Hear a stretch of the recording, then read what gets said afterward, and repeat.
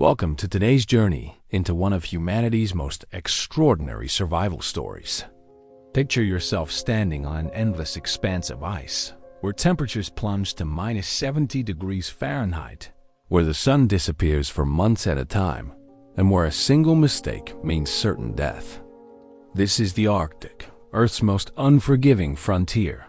And yet for over 4,000 years, a remarkable people not only survived here, but thrived, creating one of the world's most sophisticated cold weather civilizations. The Inuit didn't just endure the Arctic. They conquered it, spreading across 5,000 miles of frozen coastline from Siberia to Greenland, mastering technologies that wouldn't be matched by European explorers until the 20th century. How did they do it? How did these ingenious hunters develop the knowledge to survive where no other humans could? What drove them to migrate across an entire ocean of ice? And what secrets allowed them to flourish in conditions that would kill most people within hours? Today, we're going to uncover the incredible story of the Inuit people, from their mysterious origins in the Bering Strait to their remarkable expansion across the top of the world. We'll discover the revolutionary technologies they invented, the sophisticated societies they built, and the profound wisdom they accumulated about the harshest environment on Earth. This is a story of human resilience, innovation, and an unbreakable connection to the land that will challenge everything you thought you knew about survival. Chapter 1. The ancient crossing 4,000 years ago. Along the windswept coasts of the Bering Strait, a revolutionary transformation was taking place in human culture. Small groups of maritime hunters are developing skills and technologies that will forever change humanity as relationship with the Arctic. These people, ancestors of the modern Inuit, are witnessing a technological breakthrough that rivals the invention of agriculture or metallurgy in importance. They are learning to hunt the massive bowhead whales that migrate through the icy waters each spring. Animals weighing up to 100 tons that can sustain an entire community for months. You can imagine the scene on a spring morning 5 millennia ago. Families gather on rocky beaches, watching the horizon where enormous shadows move beneath the gray-green water. Men prepare their weapons, checking every seam on their waterproof clothing, testing every lashing on their boats. These aren't primitive people making desperate gambles. They are sophisticated engineers about to execute complex group hunts requiring coordination, courage, and intimate knowledge of animal behavior that takes lifetimes to accumulate. The culture emerging here is what archaeologists call the Arctic small tool tradition, and these people are the first to truly master Arctic marine hunting. They live in semi-subterranean houses built partially underground for insulation, with walls of stone and whalebone covered in thick layers of sod. Inside these homes, seal oil lamps provide heat and light. Their wicks made from Arctic cotton adjusted with remarkable precision to maximize warmth while minimizing smoke. These lamps are masterpieces of engineering, carved from soapstone with shallow dishes that allow fat to melt evenly, creating stable flames that can burn for days without tending. The women who maintain these lamps possess knowledge passed down through countless generations, understanding exactly how to position the wick, how much fuel to add, and how to read the flame's color to maintain perfect combustion. This technology alone makes long-term Arctic survival possible, transforming deadly cold into manageable chill. But it's their weapons and hunting tools that truly set these people apart. They are crafting sophisticated toggle-head harpoons, weapons with detachable heads that turn sideways inside an animal's flesh, making it nearly impossible for wounded prey to escape. The harpoon heads connect to long lines made from braided sinew or sealskin, which attach to inflated seal bladders that serve as floats and drag anchors. When a hunter strikes a seal or small whale, the animal dives, but the float prevents it from going too deep or staying under too long. The wounded creature exhausts itself fighting the drag, eventually surfacing where hunters can finish the kill. This technology demonstrates profound understanding of physics, animal behavior, and materials engineering. Every component must be perfectly crafted. A poorly attached head means lost prey and potentially lost lives, as hunting parties sometimes travel hundreds of miles from their settlements. The people developing these technologies are also creating the first true Arctic watercraft, ancestors of the kayak and umiak that will become iconic symbols of Inuit culture. The kayak is a marvel of marine engineering, a lightweight boat covered in waterproof sealskin stretched over a wooden or bone frame, designed to be paddled by a single hunter. The design creates a vessel that's fast, maneuverable, and nearly unsinkable, with the hunter sealed inside by a waterproof skirt that prevents waves from entering. A skilled kayaker can roll completely upside down and right themselves, can navigate through ice-choked waters where larger boats would be crushed, and can approach prey with almost complete silence. The umiak, by contrast, is a larger open boat capable of carrying entire families and tons of cargo, powered by paddles or sails made from seal intestines. These boats can travel hundreds of miles across open ocean, their skin coverings flexible enough to absorb impacts from ice and waves that would shatter rigid wooden hulls. These early Arctic hunters are also developing intimate knowledge of ice itself, learning to read its colors and textures to determine thickness and stability. They learn that white ice is usually solid, while dark ice indicates thin spots or open water beneath. They discover that ice makes different sounds depending on its condition. Solid ice booms and rings when struck, while dangerous thin ice gives a dull thud. They learn to test ice ahead of them with long poles to spread their weight by crawling rather than walking, and to always carry spare clothing sealed in waterproof bags because falling through ice in wet clothes means death within minutes. This knowledge, accumulated through countless tragedies and narrow escapes, becomes as important to survival as any physical tool. Parents begin teaching children ice safety as soon as they can walk, because in the Arctic, there's no margin for error. The society emerging from these innovations is highly egalitarian, with leadership based on proven skill rather than inherited status. The best hunters, the most knowledgeable elders, the most talented toolmakers all have influence, but no one has absolute authority. Decisions about when to move camp, where to hunt, how to distribute meat are made through consensus, with everyone's voice heard. This makes sense in an environment where arrogance or poor judgment can kill not just individuals, but entire communities. Respect for expertise and collective wisdom becomes embedded in the culture's deepest values. Women hold substantial power in these societies, controlling the household economy, making and maintaining all clothing and many tools, and often serving as shamans who mediate between the human and spirit worlds. The skills women possess making waterproof clothing, preserving food, and managing resources are literally matters of life and death, and everyone recognizes their importance. Religious beliefs are developing that will persist for thousands of years, centered on the idea that animals have souls and must be treated with respect even as they re-hunted and killed. Hunters develop elaborate rituals to honor the spirits of seals, whales, and caribou, believing that animals give themselves to hunters who show proper respect, and that disrespect will cause animals to avoid the community, bringing starvation. This belief system serves practical purposes, encouraging sustainable hunting practices and preventing waste. A hunter who kills more than his community needs or who treats game disrespectfully faces social sanctions, ensuring that animal populations remain healthy and hunting grounds productive. The spiritual leaders who maintain these traditions, called shamans or Inuit, are believed to have special powers to communicate with animal spirits, to control weather, and to heal the sick through rituals and songs. The archaeological record from this period, recovered from frozen sites that preserve organic materials for millennia, shows remarkable technological sophistication. We find delicate needles carved from ivory, with eyes so tiny they rival modern steel needles, used to create waterproof seams in clothing by sewing with sinew thread that swells when wet to seal every hole. We find precisely carved snow goggles, thin pieces of wood or ivory with narrow slits that protect against snow blindness by reducing glare while still allowing vision.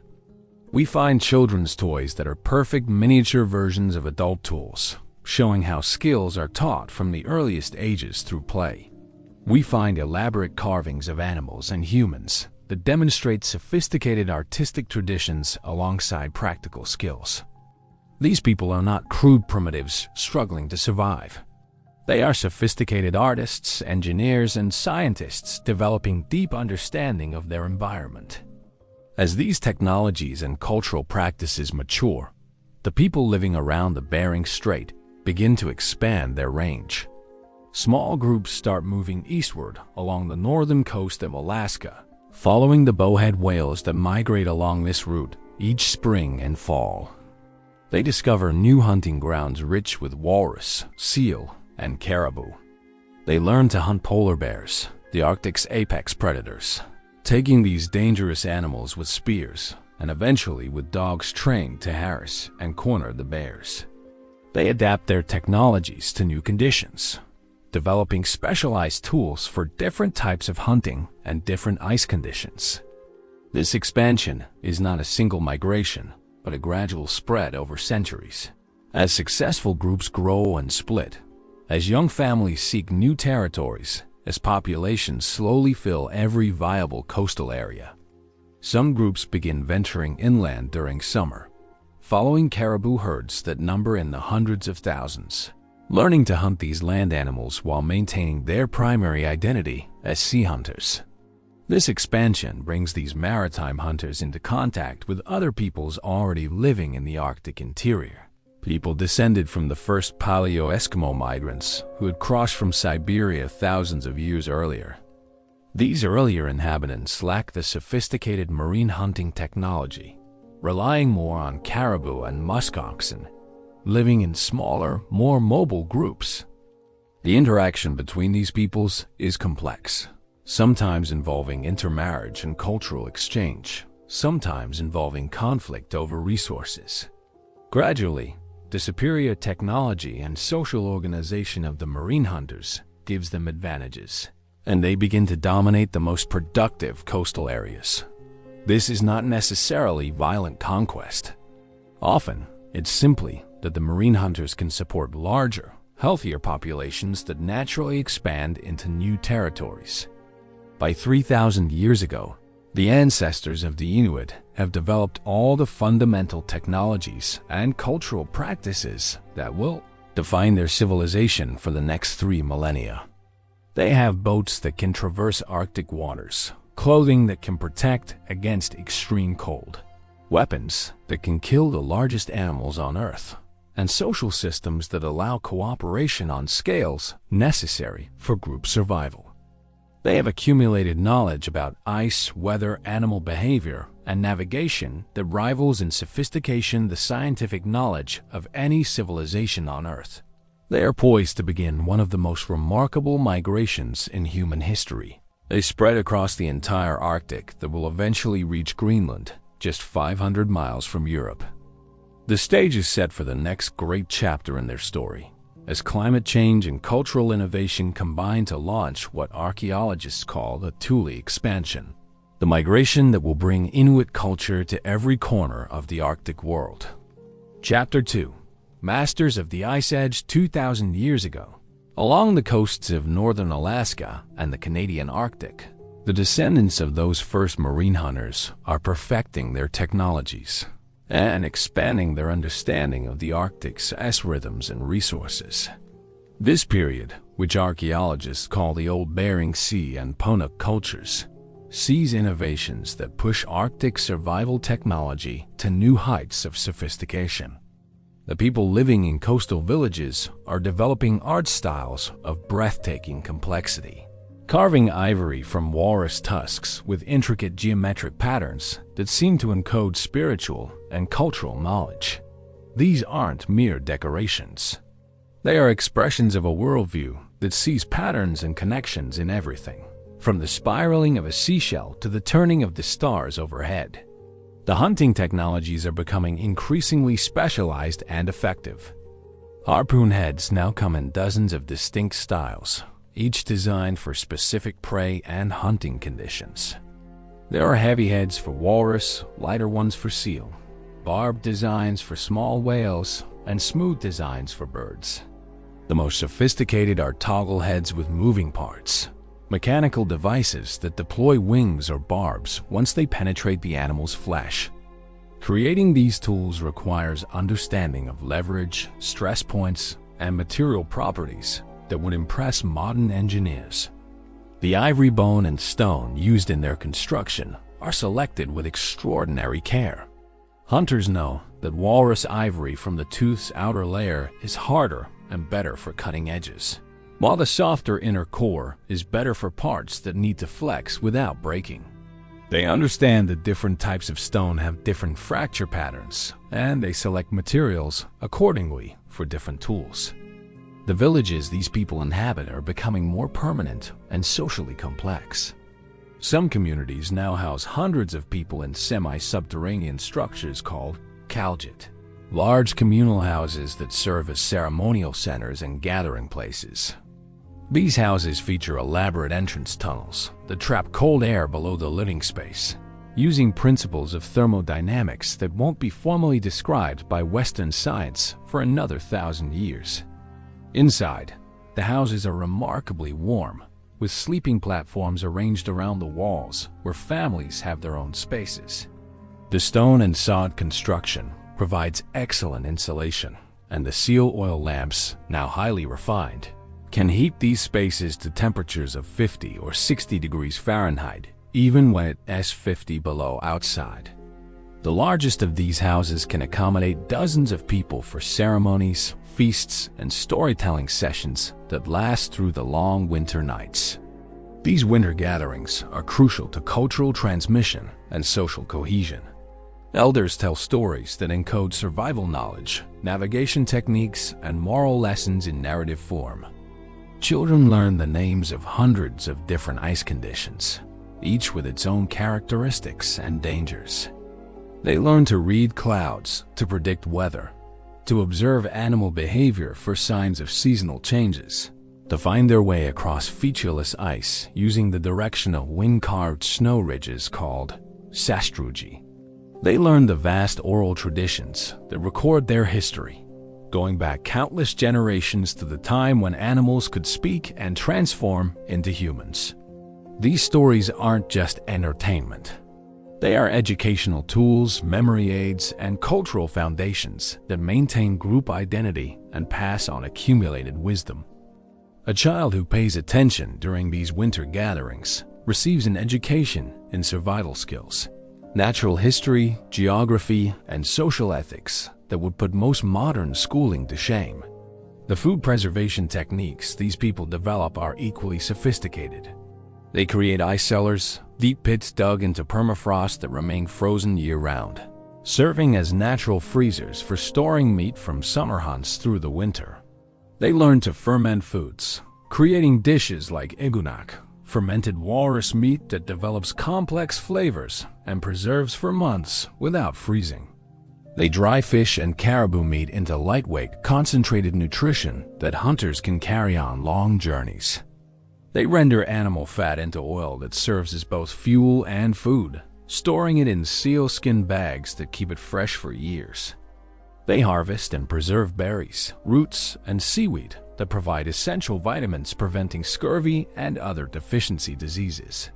The diet that emerges from these practices is almost entirely animal-based, but remarkably healthy, providing all necessary nutrients and allowing these people to maintain robust health in conditions that would cause malnutrition and disease in populations dependent on agriculture.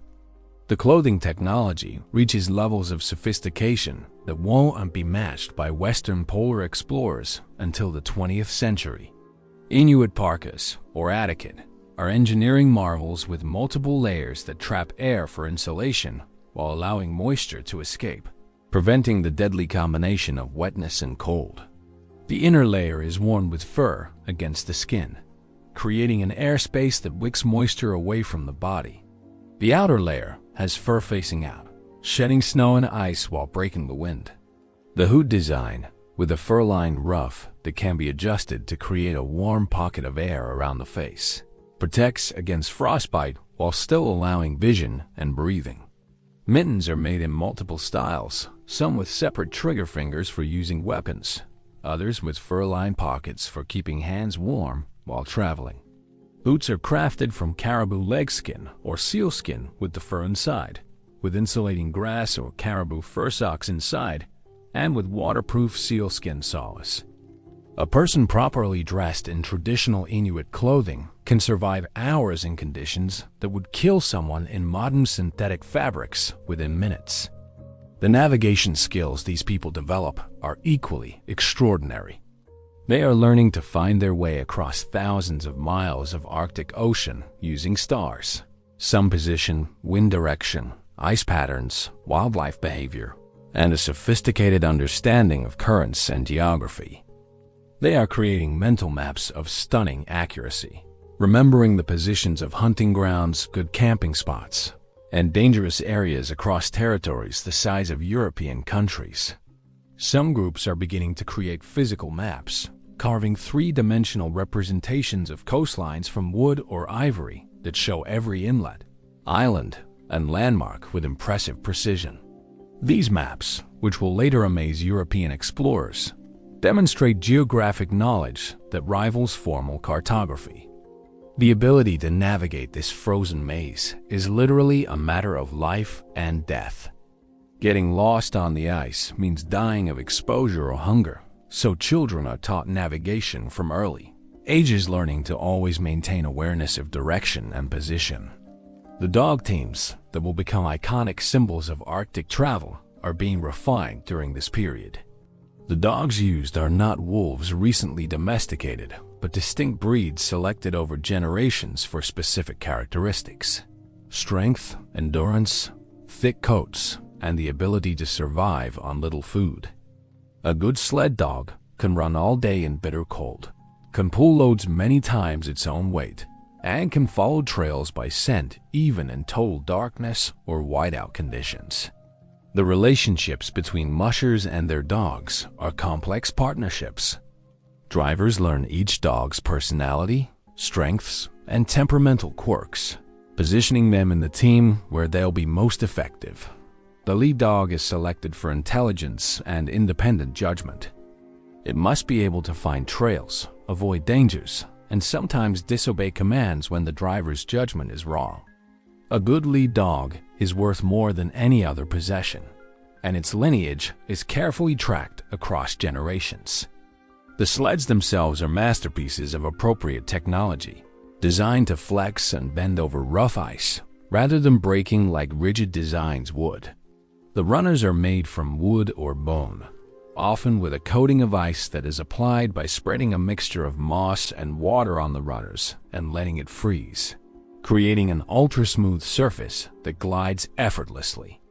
In spring, when the ice coating would melt, runners might be coated with mud or even frozen fish to achieve the same effect. The lashings holding the sled together are made from hide or sinew that can stretch and flex, allowing the sled to twist over pressure ridges and rough ice without breaking apart. A well-made sled can carry half a ton of cargo while weighing only 60 or 70 pounds itself, and it can be repaired on the trail with materials the driver carries or can find. The social organization during this period is developing sophisticated mechanisms for conflict resolution and resource sharing. Because survival depends on cooperation, cultures develop strong prohibitions against behaviors that undermine group cohesion. Murder, theft, and adultery are all serious offenses, but they're handled through community pressure and compensation rather than formal punishment. A murderer might be required to support the victim's family, or in extreme cases might be executed by family members or abandoned to die. But these are last resorts. Most conflicts are resolved through negotiation, with respected elders mediating disputes. The concept of sharing is deeply embedded in the culture. Successful hunters are expected to share their catches with less fortunate families, and refusing to share is considered a serious moral failing that can lead to social ostracism. This creates a social safety net where no one starves as long as anyone has food. Insurance against the Arctic's unpredictable cycles of abundance and scarcity. Trade networks are expanding during this period, with goods moving across thousands of miles of Arctic coastline. Copper from Siberia, iron from meteorites, obsidian from Alaska all travel along these routes, along with furs, ivory, and cultural innovations. The trade isn't conducted by professional merchants, but through networks of kinship and alliance, with goods passing from family to family through generations. A piece of walrus ivory carved in Alaska might eventually end up in Siberia, having passed through dozens of hands, each adding value through carving or trading. These networks serve social purposes beyond economics. They maintain connections between far-flung communities, spread news and innovations, and create alliances that provide refuge during hard times. A family facing starvation in one region can travel to visit relatives hundreds of miles away, knowing they'll be welcomed and fed until conditions improve at home. The spiritual practices are becoming more elaborate, with shamans developing complex rituals for ensuring hunting success, healing the sick, and maintaining harmony with the spirit world. These shamans, called Angakuin in Inuktitut, undergo intense training and sometimes physical ordeals to develop their powers. They claim to travel to other realms in trance states, to bargain with spirits, to see into the future or distant places. Whether or not these claims are literally true, the shamans serve crucial social functions. They provide psychological comfort during hard times. They mediate conflicts by attributing them to spiritual causes rather than human failings, and they maintain cultural traditions and moral teachings through their ceremonies. The healing practices they develop, while mixed with supernatural elements, include genuine medical knowledge about treating wounds, setting bones, and using plant medicines.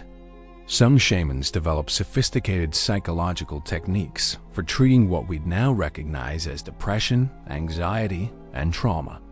By around 1,000 years ago, the culture that will be called Thule by archaeologists is fully formed along the coasts of northern Alaska. These people have perfected every aspect of Arctic maritime hunting, and their population is growing, supported by productive whale hunts that provide enormous amounts of food and materials. They are poised to begin a rapid expansion eastward that will carry their culture across the entire North American Arctic in just a few centuries, one of the fastest migrations in human history. The climate is entering a warm period that will make this expansion possible, opening sea routes that have been blocked by ice and bringing whale populations farther east than before. The Inuit are ready to seize this opportunity, and their journey across the top of the world is about to begin. Chapter 3. The Great Migration begins around 1,000 years ago. Something remarkable begins to happen along the northern coast of Alaska. The Thule people, carrying technologies and cultural practices refined over millennia, start moving eastward in a migration that will eventually span 5,000 miles and transform the entire Arctic. This isn't a sudden exodus, but a rolling wave of expansion, family by family, generation by generation, following the bowhead whales that are their primary resource. The climate is warming slightly, part of a natural cycle called the medieval warm period that's affecting the entire northern hemisphere. This warming opens sea routes that had been impassable, brings whale populations farther east, and makes the journey possible for people whose lives depend on hunting these massive animals. The migrants are traveling with everything they need to establish new communities: dogs and sleds for winter travel, kayaks and umiaks for summer hunting, tools for making more tools, and most importantly, the knowledge accumulated over thousands of years. When a family decides to move eastward, they're making a commitment that might last years, traveling during the summer months when boats can navigate the ice-choked waters, stopping to hunt and camp, then pushing on when conditions allow. They're following routes along the coast, keeping land in sight, occasionally crossing wide bays or channels when ice conditions permit. The journey is dangerous. Sudden storms can swamp boats, ice can crush vessels caught in the wrong place, and navigation errors can lead parties hopelessly astray. But the rewards for successful migration are enormous. Virgin hunting grounds where seals are numerous and unafraid, new territories to claim, and the status that comes from being pioneers. The first wave of migration reaches the central Canadian Arctic within decades, moving at speeds that astonish modern archaeologists. These aren't explorers tentatively probing unknown lands. These are experienced Arctic peoples moving with confidence into environments they understand intimately. They know how to read the ice, how to find fresh water, where to expect game animals, and how to build shelter quickly and efficiently. When they arrive in a new area, they establish seasonal camps at strategic locations, near good seal breathing holes for winter hunting at river mouths where fish run in summer along caribou migration routes, and at the flow edge where whales pass in spring. These camps quickly become bases for further exploration and eventually permanent villages as populations grow. The people they encounter in these new territories are descendants of the earlier Dorset culture, people who have been living in the central and eastern Arctic for thousands of years. The Dorset are skilled hunters and craftspeople in their own right, but they lack several key technologies that give the Thule decisive advantages. The Dorset don't have large boats capable of hunting big whales. They don't use bows and arrows, and they don't have dog teams for winter travel. Their populations are small, scattered, and vulnerable to the climatic changes that are transforming the Arctic. The archaeological record suggests that contact between Thule and Dorset peoples is sometimes peaceful, with evidence of trade and cultural exchange. Thule sites contain Dorset-style carvings and tools, suggesting intermarriage or cultural borrowing, but the interaction is ultimately one-sided. Wherever the Thule arrive, Dorset populations decline and eventually disappear completely. Whether this is due to direct conflict, disease competition for resources, or simply the advantages of superior technology remains debated. But the outcome is clear. Within a few centuries, the Dorset culture vanishes from the archaeological record, and the Arctic belongs to the Thule. As the migration pushes eastward, it reaches areas of stunning abundance. The waters around what is now called the Canadian Arctic Archipelago are rich with marine life. Bowhead whales by the thousands, walrus herds covering entire beaches, seal populations so dense that hunters can take multiple animals in a single outing. The migrants find islands with huge bird colonies where millions of murres, gulls, and other seabirds nest, providing eggs and meat in enormous quantities. They discover rivers choked with char and salmon during summer runs. They find caribou herds so large they take days to pass. This abundance allows populations to grow rapidly, and villages expand from small seasonal camps to substantial settlements housing hundreds of people. The housing architecture evolves to suit different regions and resources. In areas where driftwood is available, homes are built with wooden frames covered in sod and skins. In areas lacking wood, whale bones are used to create the structural framework, with ribs forming arches and jaws serving as roof supports. These whalebone houses are remarkable structures, some incorporating bones from dozens of whales, representing years of successful hunts. The bones are arranged with sophisticated engineering sense, creating spaces that are surprisingly large and sturdy. In winter, the interiors are often lined with snow blocks for additional insulation, creating houses within houses that are remarkably warm despite the brutal cold outside.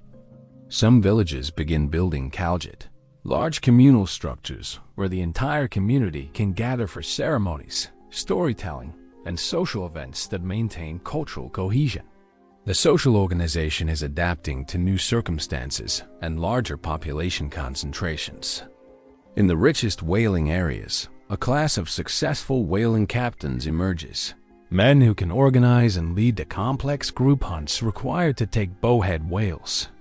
These Omiolik, as they're called, gain prestige and influence through their success, though they maintain it through generosity rather than hoarding. A successful whaling captain is expected to host feasts where the entire community shares in the catch, to support less fortunate families through hard times and to provide leadership in community decisions. This creates a social hierarchy based on achievement and maintained through obligation, quite different from the hereditary aristocracies of agricultural civilizations, but serving similar functions of coordinating group activities and redistributing resources. The spring whaling season becomes the central event of the annual cycle in communities that specialize in hunting bowheads. The whales migrate north along predictable routes as ice breaks up, and hunters wait at the floe edge, the boundary between solid ice and open water, where whales must surface to breathe. The hunt requires extraordinary courage and skill. Crews in skin boats must approach animals weighing up to 100 tons, must strike with harpoons at precisely the right moment, and must then manage lines and floats to tire the animal without being dragged under or smashed. A single miscalculation can overturn boats, drowning entire crews in water so cold that survival time is measured in minutes. But success brings enormous rewards.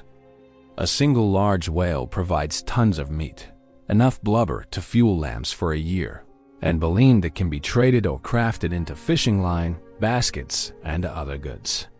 The community works together to butcher the catch, with shares distributed according to complex rules that reward the hunters while ensuring everyone receives sustenance.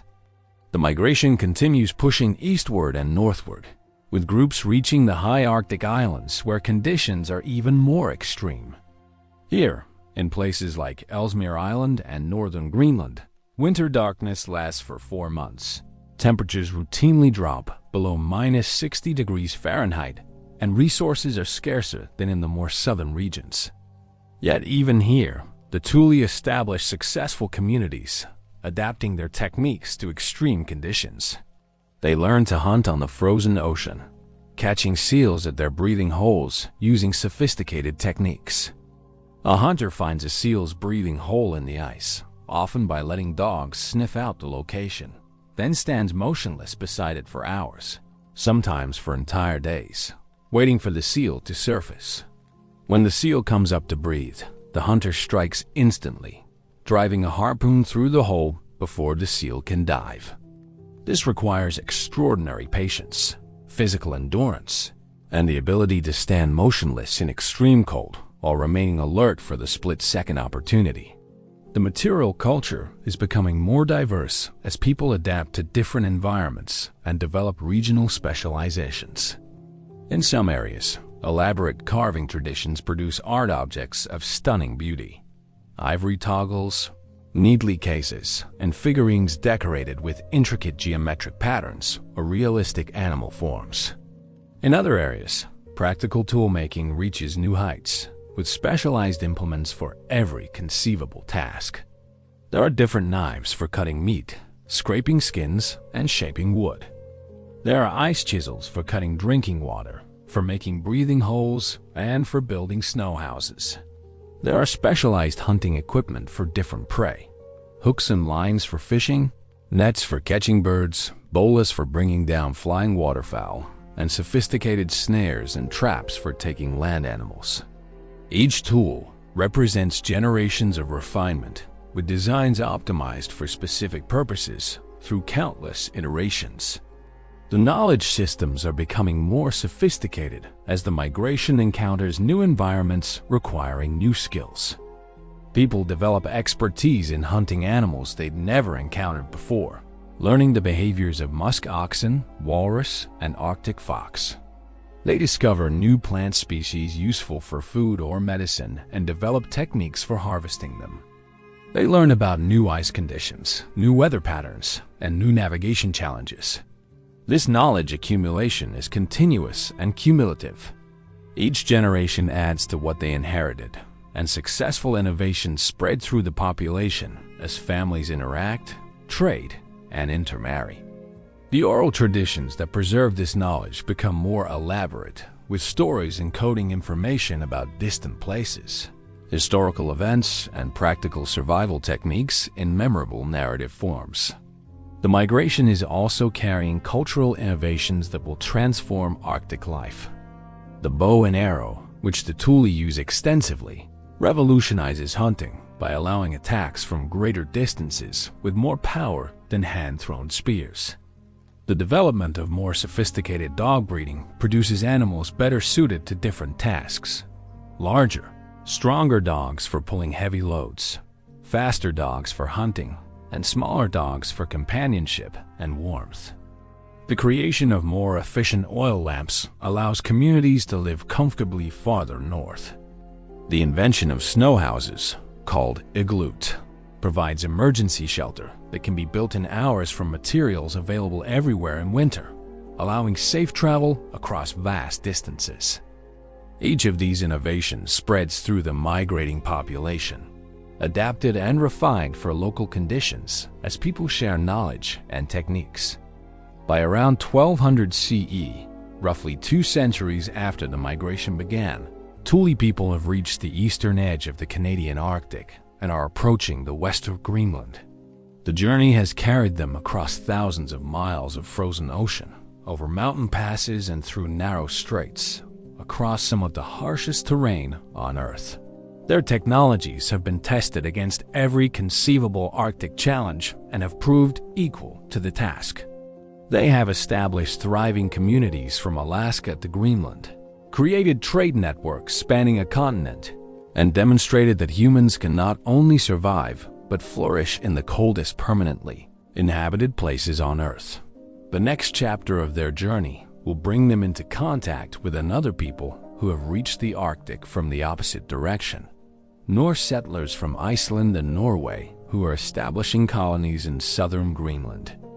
This meeting between peoples from opposite sides of the Atlantic will produce one of the most fascinating cultural encounters in history. Chapter 4. Life on the Ice. To truly understand how the Inuit survived and thrived in the Arctic, we need to step inside their daily lives and examine the intricate web of knowledge, skill, and social cooperation that made their existence possible. Imagine a winter morning in a coastal village around the year 1300 CE. The sun hasn't risen above the horizon for weeks, and it won't for several more weeks to come. The temperature outside is 50 degrees below zero, cold enough to freeze exposed skin in minutes, cold enough that your breath forms clouds of ice crystals that fall to the ground with a whisper. Yet inside the semi-subterranean houses, families are warm, fed, and secure against the elements, protected by technologies and practices refined over thousands of years. The day begins in darkness, broken only by the warm glow of seal oil lamps, those remarkable devices that provide heat and light from rendered sea mammal fat. A woman tends the lamp in her family's house, adjusting the wick with practiced fingers, adding just the right amount of oil to maintain a steady, clean-burning flame. This task requires constant attention and considerable skill. Too much oil and the lamp smokes, filling the house with choking fumes and coating everything with greasy soot. Too little oil and the flame goes out, and in winter darkness, relighting it without matches or lighters is a difficult, time-consuming process. The lamp she tends isn't just a light source. It's also a stove for melting ice into drinking water, a dryer for wet clothes and boots, and a heater that maintains indoor temperatures comfortable enough that people can work wearing only light inner garments despite the killing cold outside. Breakfast consists of frozen fish eaten raw, a meal that might seem unappetizing to outsiders, but that provides necessary nutrition and requires no fuel to prepare, conserving precious oil for heat and light. The fish is stored in an ice cellar dug deep into permafrost, nature's freezer that keeps food perfectly preserved for months or even years. Other meals might include seal meat, whale blubber, rich in calories and vitamins, or boiled caribou, depending on what's been recently caught or what remains from last season's hunting. The diet is almost entirely animal-based, but it provides everything the human body needs. The organ meats, especially liver, are rich in vitamins that would otherwise only come from plants, and eating meat raw or lightly cooked preserves vitamin C that would be destroyed by thorough cooking. Europeans who visit the Arctic on expeditions and eat only cooked meat often develop scurvy, while Inuit people eating traditional diets never experience the disease. After eating, the men prepare for the day's hunting. A group has decided to go to the flow edge, several miles from the village, where open water persists even in winter and where seals can be hunted. The preparations are elaborate and methodical because mistakes in the Arctic are unforgiving. Each man checks his clothing carefully, looking for any tears or openings that might let in cold air. They pull on boots made from sealskin with fur lining and caribou grass insoles, waterproof yet breathable, far superior to anything European technology will produce for centuries. They don their outer parkas, adjusting the fur ruffs around their faces to create pockets of warm air to protect against frostbite. They check their hunting equipment, harpoons with razor-sharp ivory heads, coils of braided sinew line, knives made from flaked stone or iron salvaged from meteors, and sealskin floats that serve as markers and drag anchors. The journey to the flow edge takes several hours, traveling by dog team across sea ice. The dogs are harnessed in a fan pattern, each animal on its own line radiating from the sled, an arrangement that allows the team to navigate through rough ice by picking individual routes. The driver rides on the back of the sled or runs alongside, controlling the dogs with voice commands that each animal has been trained to recognize from puppyhood. The relationship between driver and dogs is complex. The animals aren't mere tools, but partners whose cooperation must be earned through fair treatment, regular feeding, and respect for their intelligence and instincts. A lead dog with years of experience knows ice safety better than any human, can detect dangerous thin spots by smell or sound, and will sometimes refuse commands that would lead the team into danger. Smart drivers trust their lead dog's judgment, even when it contradicts their own assessment. The landscape they traverse is alien and beautiful, a world of white and blue stretching to every horizon. Pressure ridges thrust upward where moving ice sheets have collided, creating jagged walls of ice blocks that must be carefully navigated. Wing-carved snow formations called sastrugi create rippled patterns across the surface, their orientation revealing the prevailing wind direction and serving as navigation aids for those who know how to read them. The ice itself speaks constantly, groaning and booming as it shifts with tides and currents, sounds that experienced travelers interpret to judge ice stability and movement. In the dim twilight that passes for daylight in midwinter, the ice glows with an ethereal blue light, and sometimes the aurora borealis dances. Overhead curtains of green and red light that ancient stories say are the spirits of ancestors playing ball games in the sky. At the flow edge, the hunters find a place where solid ice meets dark, heaving ocean. This is one of the most dangerous places in the Arctic, where ice can break away without warning, carrying unwary hunters out to sea, where waves can surge over the ice edge without warning, and where the water is so cold that falling in means death within minutes. Yet this is also where hunting is most productive, because seals and other marine mammals must come here to breathe and feed. The hunters spread out along the edge, each choosing a spot where they can watch for prey. They stand motionless for hours, ignoring the cold through sheer mental discipline and physical conditioning, watching the dark water for the telltale ripple of a surfacing seal. When a seal appears, the nearest hunter must move with explosive speed, throwing his harpoon in the brief seconds before the animal can dive. A successful strike brings a surge of activity as other hunters rush to help, securing the line, preventing the wounded seal from escaping, and eventually hauling the heavy animal onto the ice. The seal is immediately butchered with practiced efficiency. The skin is carefully removed in one piece, since sealskin is essential for making clothing, boots, and boat covers. The blubber is stripped away, providing fuel for lamps and high-calorie food.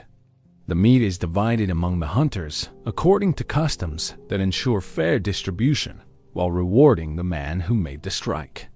The liver, kidneys, and other organs are considered delicacies and are often eaten immediately, still warm and providing a burst of nutrients and energy. Nothing is wasted. Even the intestines are cleaned and can be used for making waterproof clothing or window coverings that let in light while keeping out wind. The seal's blood, rich in iron, is mixed with fat and eaten as a nutritious food. Even the bones will be kept, useful for making tools or feeding to dogs.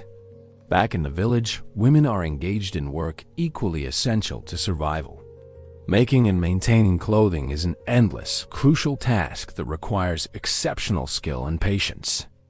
A woman might spend months creating a single parka, carefully selecting skins for different parts, sewing thousands of tiny stitches with thread made from caribou sinew, and incorporating design features that have been refined over generations. The best parkas have intricate construction: an inner layer with fur facing inward to trap body heat, an outer layer with fur facing outward to shed snow and break wind, and elaborate hood designs that can be adjusted for different conditions. The stitching must be absolutely waterproof, achieved by using incredibly fine needles carved from ivory and by sewing with sinew thread that swells when damp, sealing every perforation. A poorly made parka can mean death by exposure, so learning to sew properly is as important as learning to hunt. Women are also responsible for preparing and preserving food, another task requiring extensive knowledge and skill. They know dozens of techniques for processing different types of meat and fish to maximize nutrition and prevent spoilage. Some meat is frozen immediately and stored in ice cellars. Some is dried into lightweight strips that can be carried on long journeys. Some is fermented in sealed containers, creating foods like kiviak, whole seabirds stored inside a seal carcass until they ferment into a soft, intensely flavored delicacy. They know how to render fat into oil, how to preserve berries in fat, how to make akutak or Eskimo ice cream from whipped fat, berries, and meat. They know which plants are edible and nutritious, where to find them in summer, and how to preserve them for winter use. This knowledge is as sophisticated as any cuisine in the world and perfectly adapted to available resources and environmental constraints. Children in the village receive constant education in survival skills from their earliest years. Toddlers play with miniature versions of adult tools, learning hand-eye coordination and tool use through games. Young children accompany adults on gathering expeditions, learning to identify useful plants, to find bird nests, to read animal tracks in snow and mud. They learn ice safety by watching adults constantly test and evaluate ice conditions, by hearing stories about people who made fatal mistakes, by practicing on safe ice under supervision. Boys begin learning to hunt by practicing with toy harpoons and bows, gradually progressing to helping with real hunts as they grow stronger and more skilled. Girls learn sewing, food preparation, and household management by helping their mothers and grandmothers with daily tasks. This informal education is remarkably effective. By adolescence, most children have mastered skills that would take Europeans years of formal training to acquire. The social life of the village is rich and complex despite, or perhaps because of, the harsh environment. Long winter nights are filled with storytelling, singing, drumming, and dancing. These gatherings serve multiple purposes. They provide entertainment during months of darkness. They maintain cultural traditions and historical knowledge. They strengthen social bonds, and they resolve conflicts through ritual competitions rather than violence. One particularly important tradition is the drum dance, where individuals engage in rhythmic singing and drumming while dancing. Sometimes, these performances are friendly entertainment, but they can also serve as a form of ritual combat, with participants singing satirical songs about each other, airing grievances in a public forum that allows for resolution without violence. The person who delivers the cleverest insults and whose performance wins the most audience approval is considered the winner, and the matter is considered settled. Marriage customs reflect the realities of Arctic survival. Marriages are usually arranged by families, often when children are still young, creating alliances between groups and ensuring that young people have partners with complementary skills. A good hunter needs a wife who can prepare his catches, make and repair clothing, and manage the household. A skilled seamstress needs a husband who can provide materials through successful hunting. Love can develop within arranged marriages, but the primary consideration is creating productive partnerships that increase survival chances for both individuals and their future children. In some groups, practices like spouse exchange exist, where married couples temporarily exchange partners with consent of all involved. This serves multiple purposes. It creates bonds between families. It provides insurance against widowhood by creating relationships that can become permanent if a spouse dies, and it increases genetic diversity in small populations. Leadership and decision-making in these communities are based on consensus and demonstrated competence rather than formal hierarchy. There are no chiefs or kings, but certain individuals gain influence through their wisdom, hunting success, or spiritual power. Important decisions, like when to move camp or whether to share scarce resources with visitors, are made through lengthy discussions where everyone can speak. The most respected voices are those of elders who have survived many decades and accumulated vast knowledge, and of successful hunters who have proven their judgment. Women participate actively in these discussions, especially on matters related to household management and child rearing. The system works because everyone understands that survival depends on cooperation, and that ignoring wise counsel can kill not just individuals, but entire communities. Spiritual beliefs permeate daily life, shaping how people interact with animals, with each other, and with the environment. The concept of Sila, often translated as weather or spirit or consciousness, represents a fundamental life force that exists in all things. Animals are believed to have souls and to give themselves willingly to respectful hunters, while refusing to be caught by those who show disrespect. This belief system encourages sustainable hunting practices and prevents waste. A hunter who kills more than needed or who mistreats game is believed to bring bad luck not just on himself, but on his entire community. After killing a seal, hunters perform small rituals, sometimes placing fresh water in the animal's mouth to quench its spirit's thirst, thanking it for giving its life. These practices aren't primitive superstition, but sophisticated conservation ethics embedded in spiritual framework that gives them power and persistence across generations. The shamans who mediate between human and spirit worlds are complex figures who serve as healers, counselors, weather predictors, and cultural leaders. Becoming a shaman requires years of training and often involves isolation, fasting, and psychological ordeals that Western observers might call psychotic breaks, but that Inuit culture interprets as spiritual transformation. Shamans claim the ability to fly to the moon, to descend to the bottom of the ocean, to bargain with Sedna, the sea goddess, to see into people's souls and diagnose spiritual causes of illness. Their healing practices combine genuine medical knowledge, therapeutic counseling, and ritual drama. A shaman treating a sick person might suck out a bad object that is causing the illness, might prescribe behavioral changes to correct spiritual imbalances, might lead elaborate ceremonies involving the entire community. Modern observers might dismiss these practices as primitive, but they provide psychological comfort, strengthen community bonds, and sometimes achieve remarkable results through what we now call psychosomatic healing. The seasonal cycle structures all activities and creates a rhythm that governs Arctic life.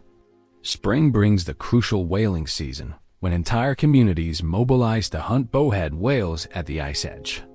Summer means hunting seal and walrus from boats, fishing for char and salmon in rivers, gathering birds and eggs from cliff colonies, and collecting berries and plants inland. Fall brings caribou hunting as herds migrate south, requiring different strategies and sometimes long journeys inland.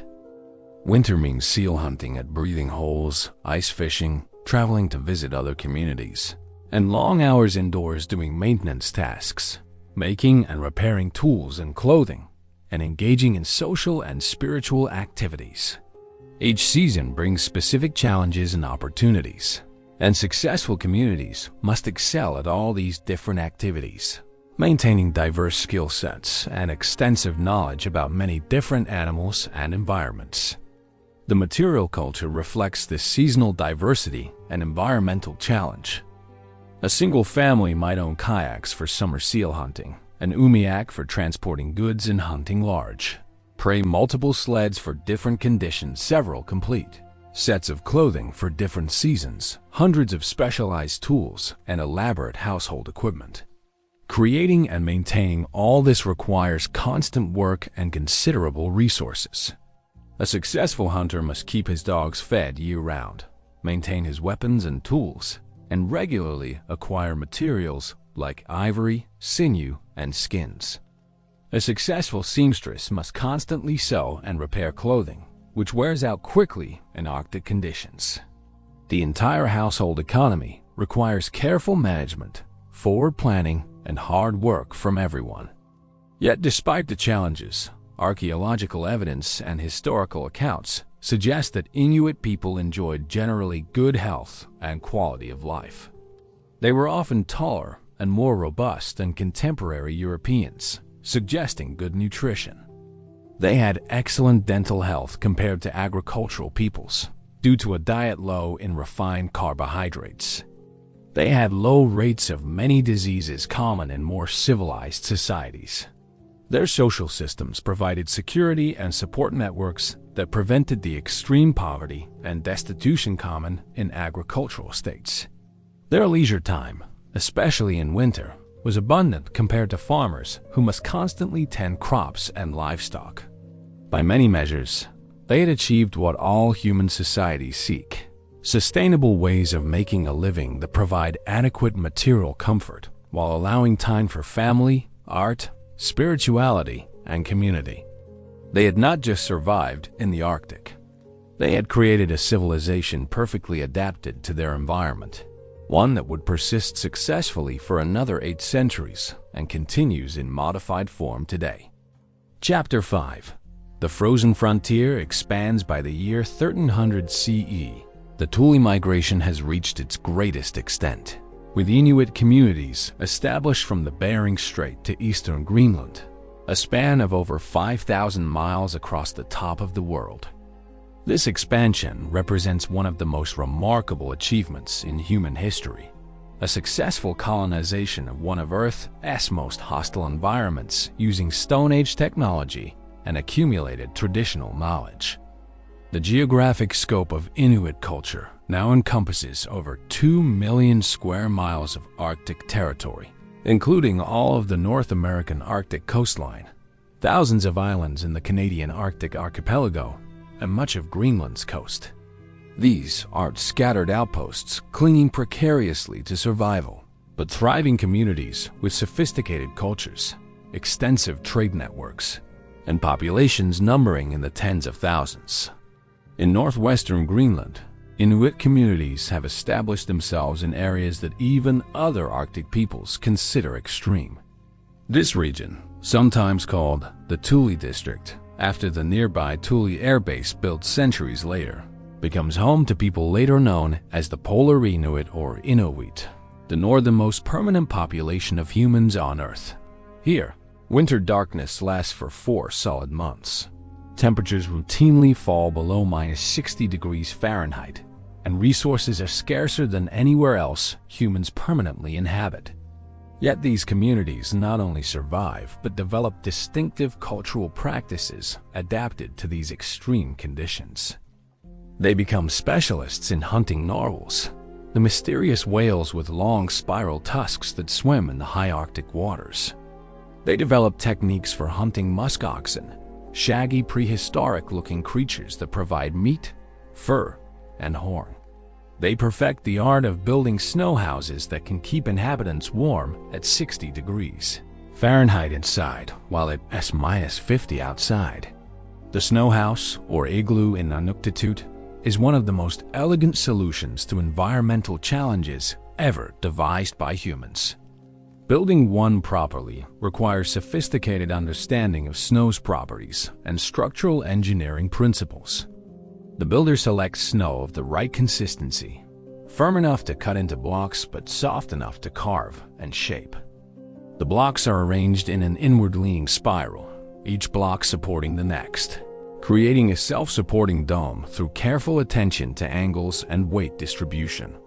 The final block, called the key block, is carefully shaped and dropped into place from above, locking the entire structure together. Gaps between blocks are sealed with loose snow, and sometimes a translucent ice window is installed in the roof to let in light.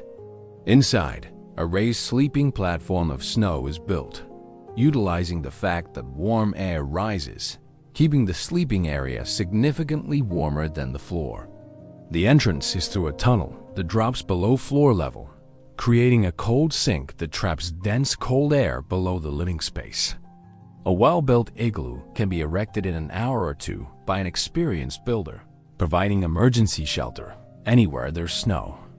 For longer-term use, multiple igloos can be connected with tunnels, creating elaborate complexes with separate sleeping quarters, storage areas, and communal spaces. The interior walls can be smoothed and partially melted, then allowed to refreeze, creating a hard, smooth surface. In spring, as temperatures rise, a properly maintained igloo can remain habitable even as exterior temperatures rise above freezing, because the thick walls provide insulation and the cold ground underneath keeps the interior cool. This technology gives Arctic travelers unprecedented mobility and safety, allowing them to travel vast distances with minimal equipment, able to create shelter from the most abundant building material in the Arctic, snow itself. In other regions, Inuit groups are developing different specializations based on local resources and conditions. In the central Canadian Arctic, some communities become expert caribou hunters, developing sophisticated techniques for taking these animals in large numbers during migration seasons. They build Inuksut carefully positioned stone cans shaped like human figures, which serve multiple purposes. Sometimes they guide caribou toward hunters waiting in ambush. Sometimes they mark good fishing or camping spots or dangerous areas to avoid. Sometimes they serve as navigation aids, visible landmarks in a relatively featureless landscape. These stone structures, some of which still stand today nearly 1,000 years after their construction, demonstrate sophisticated use of landscape and long-term planning. A line of Inuksut might be positioned to funnel caribou through a narrow valley where hunters wait, taking advantage of the animal's tendency to avoid what appears to be a line of standing humans. The caribou drives that some groups develop are masterpieces of cooperative hunting. Entire communities participate in these events, which might provide meat for months. As caribou herds migrate through traditional routes, hunters position themselves at strategic points while others, including women and children, act as drivers, spreading out in a wide arc and slowly herding animals toward the waiting hunters. Sometimes the caribou are driven into lakes where they can be easily killed from kayaks. Sometimes they're channeled through narrow passes where hunters can strike multiple animals. The timing of these drives is crucial. They must occur when caribou are fat from summer feeding, but before fall weather makes travel difficult. The knowledge required for successful drives includes understanding caribou behavior and migration patterns, reading weather signs to predict animal movements, and coordinating dozens of people over miles of territory. This knowledge is passed down through generations and constantly refined through experience. In the Eastern Arctic and Greenland, communities specialize in marine mammal hunting, taking seals, walrus, and occasionally whales. The walrus, in particular, becomes an important resource in these areas. These huge animals, bulls weighing up to 4,000 pounds with tusks 3 feet long, provide enormous amounts of meat, oil, and hide. Walrus skin, unlike seal or caribou skin, is thick enough to be cut into rope that's stronger and more durable than sinew. This rope revolutionizes hunting, allowing creation of nets, harpoon lines, and lashings far superior to previous materials. Walrus ivory from the tusks is prized for carving and becomes an important trade good. But hunting walrus is dangerous. These animals are aggressive when threatened and can easily kill hunters with their tusks. They're usually hunted when hauled out on beaches or ice, where entire herds can be found basking in summer sun. Hunters must approach carefully downwind, then rush the herd before they can escape into the water, trying to kill multiple animals before the rest flee. The trade networks connecting all these specialized regions become increasingly sophisticated and extensive. Goods flow across thousands of miles, with certain items traveling the entire span of Inuit territory. Copper from Siberia and Alaska moves eastward, eventually reaching Greenland. Meteoric iron, rare and precious, travels even farther. Certain types of stone ideal for toolmaking are traded from areas where they naturally occur to distant regions. Narwhal tusks and walrus ivory move in complex patterns. These items aren't traded by professional merchants, but pass through networks of kinship and obligation, from family to family, often over generations. An object might travel thousands of miles over decades, accumulating stories and associations along the way, eventually becoming not just a useful object, but also a repository of history and social connections. These trade networks also transmit innovations in cultural practices. A better harpoon design developed in Alaska eventually spreads to Greenland. New songs and stories travel across the Arctic. Changes in clothing style diffuse from one region to another. This cultural transmission happens during seasonal gatherings, when families from different areas meet to trade, socialize, and sometimes arrange marriages. These gatherings are crucial to maintaining genetic diversity in relatively small populations and to strengthening alliances between groups. There are also occasions for competitions in strength, endurance, and skill. Wrestling matches, drum dance competitions, and tests of various abilities allow young people to demonstrate prowess and potentially attract mates or win prestige. The religious and spiritual practices continue to evolve and become more elaborate. Shamanic traditions become highly developed, with shamans undergoing increasingly rigorous training and claiming progressively more impressive powers. Some shamans are said to be able to fly to the moon, to become invisible, to kill people at great distances through sorcery. Whether these claims are believed literally or understood metaphorically, they serve important social functions. Shamans provide explanations for otherwise inexplicable events. Illness, death, bad weather, poor hunting all can be attributed to spiritual causes. This gives people a sense of control, or at least understanding, in an environment where human power is obviously limited. Shamans also serve as mediators in conflicts, as counselors helping people deal with psychological distress, and as guardians of cultural traditions and oral history. The oral traditions maintained by Inuit cultures are extraordinarily rich and serve multiple purposes beyond entertainment. Stories encode practical knowledge about survival, with narratives that teach navigation techniques, ice safety, and hunting strategies embedded in entertaining tales. They preserve historical information with stories about migrations, famous hunters, and important events passed down through generations. They maintain moral teachings with cautionary tales about the consequences of violating social norms, like refusing to share or treating elders disrespectfully. They explore philosophical and spiritual questions, with complex narratives about the nature of reality, the origin of humans and animals, and proper relationships between humans and the spirit world. These oral traditions are vast, with some individuals knowing hundreds of stories, songs, and chants, representing collective memory banks containing the accumulated wisdom of entire cultures. The material culture reaches impressive levels of sophistication during this period. Archaeological sites from this era contain tools and art objects that demonstrate remarkable skill and attention to detail. Ivory carvings show exquisite craftsmanship, with delicate animal figurines, elaborate combs, and decorated needle cases covered in intricate geometric patterns or naturalistic scenes. These aren't crude primitive crafts, but sophisticated art that would be at home in any museum. Some objects combine form and function beautifully, like snow goggles that are both effective eye protection and elegant sculptural objects, or harpoon heads that are perfectly engineered tools and works of art.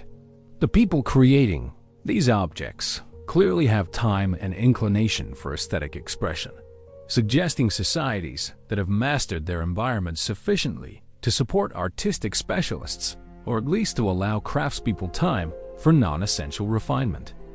The population during this period, supported by abundant resources and sophisticated technologies, grows substantially.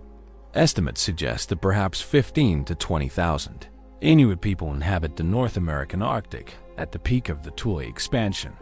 This might seem small by standards of agricultural civilizations, but it represents a remarkable population density for hunter-gatherers in such a challenging environment. These populations are healthy and well-nourished, with archaeological evidence showing people who were tall, robust, and suffered relatively few signs of nutritional deficiency or chronic disease. Their skeletons show evidence of active, physically demanding lifestyles, but also of people who regularly lived into their 60s and 70s, impressive longevity for any pre-modern population. However, even as Inuit culture reaches its greatest extent in sophistication, changes are beginning that will transform the Arctic world. The climate is starting to shift, with temperatures gradually falling in what will become known as the Little Ice Age. This cooling trend will eventually make some areas less hospitable, will change animal migration patterns, and will create new challenges for Arctic peoples. Additionally, in southern Greenland, the Inuit are about to have a fateful encounter with other humans who have reached the Arctic from the opposite direction. Norse settlers from Iceland and Scandinavia who have established colonies on Greenland's southwestern coast. This meeting between peoples from opposite sides of the Atlantic, each with radically different cultures and technologies, will have profound consequences for both groups and will give us some of our most fascinating insights into Inuit life through the written records the Norse left behind. Chapter 6. Encounter with the Norse in the year 985 CE.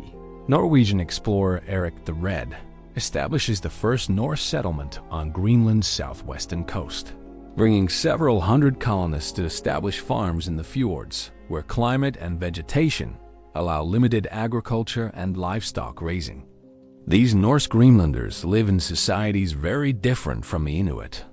They are Christian farmers who build houses of stone and turf, raise cattle and sheep, maintain hierarchical social structures with powerful chieftains, and stay in contact with Iceland and Norway through dangerous ocean crossings. For over 2 centuries, these two peoples, Inuit and Norse, live in the same general region with apparently minimal contact. The Norse occupy the southwestern coast, where grazing is possible, while the Inuit remain farther north in areas more suitable for marine hunting. But as Thule people expand eastward from the Canadian Arctic into Greenland during the 13th century, and as climate cooling pushes both groups to adjust their territories, contact becomes inevitable and increasingly frequent. The Norse, who call the Inuit Scrowlings in their sagas, leave written records of these encounters that provide our first detailed descriptions of Inuit people from outsiders' perspectives.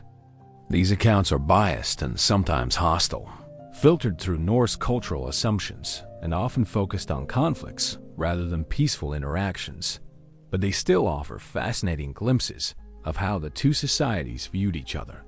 The Inuit, lacking written language, leave no contemporary accounts of their encounters with Norse, but archaeological evidence and later oral traditions provide clues about Inuit perspectives.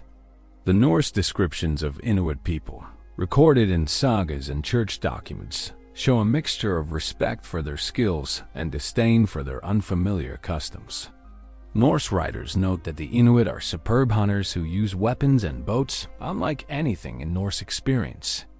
They describe kayaks with astonishment, calling them small skin boats that are nearly unsinkable and incredibly fast.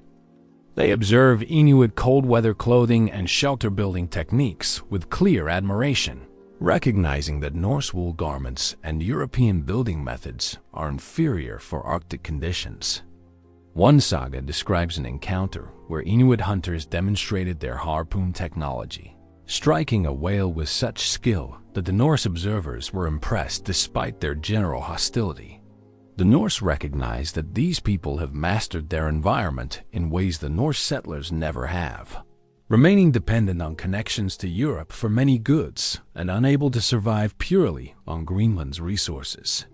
The interactions between Norse and Inuit include both trade and conflict, with the nature of relationships varying by time, location, and individual circumstances. Archaeological evidence shows that trade definitely occurred.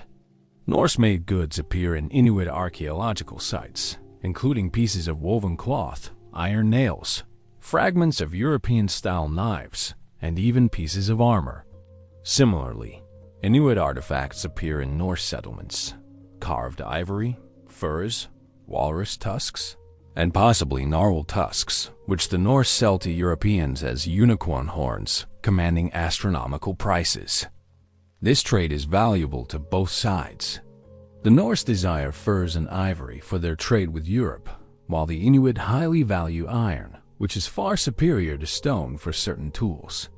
The Norse have access to smelted iron, while the Inuit must rely on meteoric iron, rare and precious, or on copper, which is softer than iron. However, the archaeological and documentary evidence also suggests considerable conflict. Some Norse sites show signs of burning and destruction that may indicate Inuit attacks. Inuit oral traditions recorded centuries later include stories about encounters with strange people who lived in houses of stone.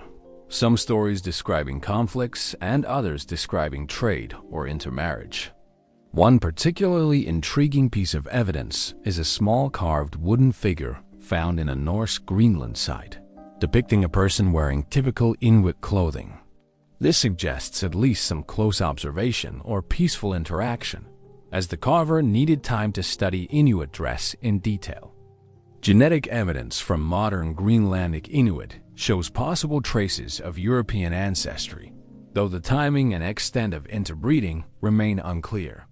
The relationship between these two peoples reflects fundamentally different worldviews and survival strategies.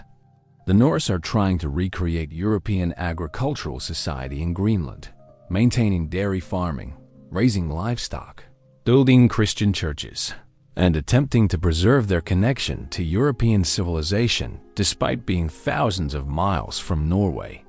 They view themselves as bringing civilization to a wild land and tend to see the Inuit as primitive savages, even while recognizing Inuit superiority in Arctic survival skills.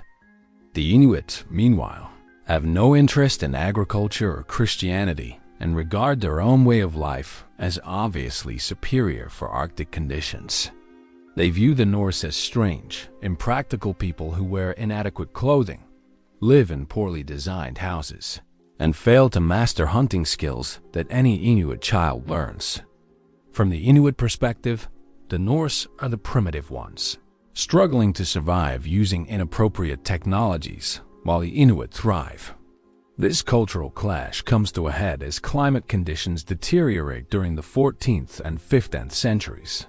The Little Ice Age is making Greenland colder and stormier, with sea ice appearing earlier and lasting longer each year. This disrupts both the Norse and Inuit economies, but in very different ways.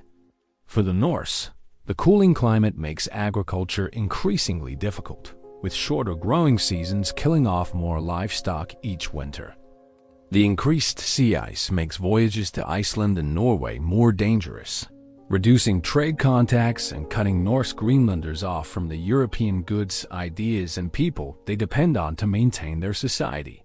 The western settlement, the smaller of the two Norse colonies, is abandoned around 1360, with the population either dying out or relocating to the eastern settlement. For the Inuit, by contrast, the climate cooling has mixed effects. Increased sea ice makes some travel routes more difficult, but provides better platforms for seal hunting. The northern location of seal and walrus populations shifts somewhat, requiring territorial adjustments. But these are changes that Inuit culture can accommodate because their lifestyle is inherently mobile and adaptable. Unlike the Norse, who were tied to specific farm locations, Inuit communities can simply shift territories when conditions change, following resources rather than trying to maintain permanent farms in increasingly hostile conditions. The Inuit population in Greenland appears to grow during this period, even as Norse population declines. This suggests that cold climates favor Arctic specialists over people trying to transplant temperate zone agriculture. The fate of the Norse Greenland colonies remains one of history's mysteries. The eastern settlement persists until sometime in the 15th century, then disappears from the historical record. When European ships next visit Greenland in the 16th century, they find no Norse settlers, only Inuit people. Various theories attempt to explain what happened. Did disease wipe out the Norse? Did they all die of starvation? Did they abandon the settlements and sail for Iceland? Were they killed or driven out by Inuit? Did they intermarry with an Inuit and essentially join their society? The archaeological evidence is ambiguous. The settlements appear to have been gradually abandoned rather than suddenly destroyed. The last inhabitants seem to have been struggling, eating their dogs and hunting seals, adopting some Inuit survival strategies. But there's no evidence of massacre or violent conquest. The most likely explanation, supported by current archaeological thinking, is that the Norse Greenland colonies simply failed economically and demographically, as climate cooling and isolation made their way of life unsustainable. Young people probably increasingly left for Iceland, if possible. Trade contacts with Europe dwindled as sea ice made voyages more dangerous. The population became too small to maintain all aspects of Norse civilization. Churches couldn't be staffed, skilled craftspeople were lost. The breeding population became too small to be viable. Gradually, the remaining people either died out, left, or possibly joined Inuit communities, though the cultural gap might have made the last option rare. The Inuit didn't need to conquer the Norse. They simply outlasted them, their culture and technologies proving more sustainable in long-term Arctic conditions. The Norse-Inuit encounter provides fascinating insights precisely because we have Norse written records describing Inuit from an outsider perspective. These descriptions, though biased and often hostile, confirm many details about Inuit life that we might otherwise only know from archaeology. The Norse describe Inuit using kayaks, living in sod houses and snow houses, wearing sewn-skin clothing, and hunting with sophisticated weapons. They describe Inuit as formidable warriors when provoked, using bows and arrows and tactics unfamiliar to European-style warfare. They note that Inuits seem to live in bands without obvious chiefs or kings, making it difficult to negotiate formal agreements. These observations, combined with archaeological evidence, paint a detailed picture of Inuit society at the height of the Thule expansion. From the Inuit perspective, the Norse must have been puzzling figures. People who dressed inappropriately for the climate, who kept strange animals that provided milk and wool, but seemed hopelessly vulnerable to Arctic conditions, who built permanent structures rather than moving with resources, and who possessed wonderful iron tools but seemed ignorant of basic survival skills. The Norse had reading, writing, formal religion, and connections to distant lands, but they couldn't hunt seals, couldn't build proper Arctic houses, and couldn't travel efficiently in Arctic conditions. Inuit probably viewed the Norse with a mixture of curiosity about their strange ways and contempt for their impracticality. Iron was worth trading for, but Norse culture had little else that interested people who had already perfected cold weather living. The encounter between these two peoples demonstrates a crucial lesson about human adaptation to environments. The Norse came from a more technologically complex society by some measures, with metallurgy, agriculture, writing, and organized religion. But these technologies and social structures were adapted to European conditions and largely useless or counterproductive in the Arctic. The Inuit, lacking metals and agriculture, nevertheless possessed technologies and knowledge far more sophisticated for Arctic conditions than anything Europeans would develop until the 20th century. Success in any environment depends not on abstract measures of civilization or technological complexity, but on having appropriate knowledge and tools for specific conditions. In the Arctic, Inuit culture represented perhaps the most sophisticated and effective adaptation humans have ever achieved to a challenging environment. As the 14th century turns to the 15th, and as the Norse disappear from Greenland, the Inuit find themselves sole masters of the Arctic once again. The encounter with Europeans has brought them iron and other trade goods, but hasn't fundamentally changed their culture or lifestyle. They continue living as they have for centuries, hunting, traveling, and thriving in conditions that have defeated European attempts at colonization. But this is not the end of European contact. Eventually, new explorers and whalers will arrive, and these future encounters will have far more profound and devastating impacts on Inuit societies. For now, though, the Arctic belongs to those who understand it best, and the Inuit cultural expansion continues, perfecting adaptations and technologies that represent human ingenuity at its finest. Chapter 7: The Winter Dark and the Summer Light. To understand the full scope of Inuit achievement, we must examine the annual cycle that structures Arctic life and the sophisticated knowledge systems that allow people to thrive in an environment where seasonal extremes are more dramatic than anywhere else on Earth. In the high Arctic, north of the Arctic Circle, the sun never sets during summer and never rises during winter, creating 6 months of continuous daylight, followed by 6 months of continuous darkness. Even in more southern Arctic regions, seasonal variations are extreme, with winter days providing only a few hours of dim twilight in summer, bringing endless daylight that makes sleep difficult and disorients biological rhythms adapted to normal day-night cycles. The winter darkness, lasting from October through March in most Arctic regions, is perhaps the most psychologically challenging aspect of Arctic life. Imagine months without seeing the sun, when the brightest natural light is the dim blue twilight around midday, when stars are visible even at noon, and when the aurora borealis provides more illumination than the hidden sun. Modern psychology recognizes seasonal affective disorder, depression triggered by lack of sunlight, as a significant health problem in northern latitudes. Yet Inuit cultures develop strategies for maintaining mental health and social cohesion through the darkest months, transforming potential despair into opportunities for cultural enrichment and community building. The winter is traditionally the season for storytelling, artistic creation, and spiritual ceremonies. With hunting limited by darkness and extreme cold, and with food stores laid up from summer and fall hunts, communities have time for activities that would be impossible during the busy hunting seasons. Elders tell the great cycles of stories that preserve history, teach values, and explain the world. These aren't brief tales, but epic narratives that can take hours or even days to tell completely, with complex plots, dozens of characters, and layers of meaning that children gradually understand more deeply as they hear the stories year after year. Some stories are sacred and can only be told in winter, when the spirits are believed to be sleeping or less active. Violating these taboos by telling winter stories in summer is thought to bring bad luck or supernatural punishment. The physical and mental preparations for winter begin in fall, as communities work frantically to build up food stores and complete preparations before the sun disappears.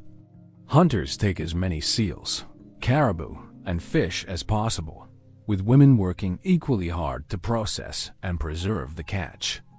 Every scrap of meat is saved, every skin is cleaned and prepared, every sinew is stripped and dried for future sewing.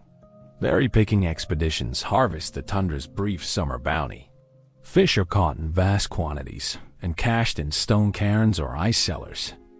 The goal is to accumulate enough food to last through winter, when hunting becomes difficult or impossible, and when a single blizzard can trap families in their homes for days or weeks.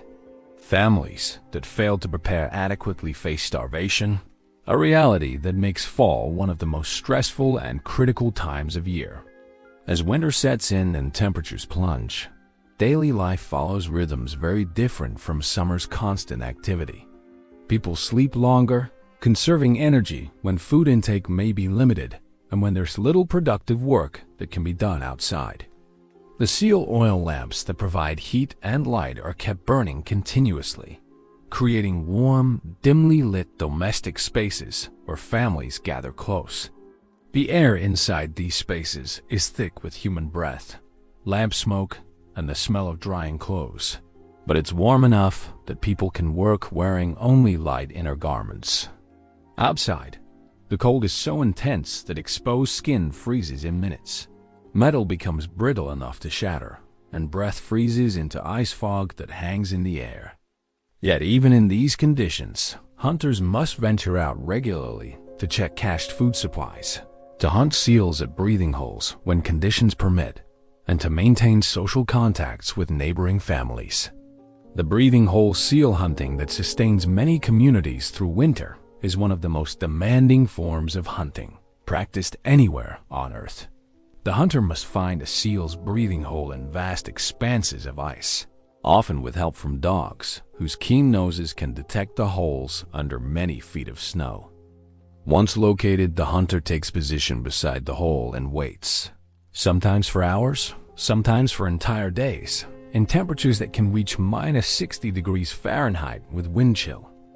The hunter must remain absolutely motionless and silent, because seals can detect the slightest movement or sound through the ice.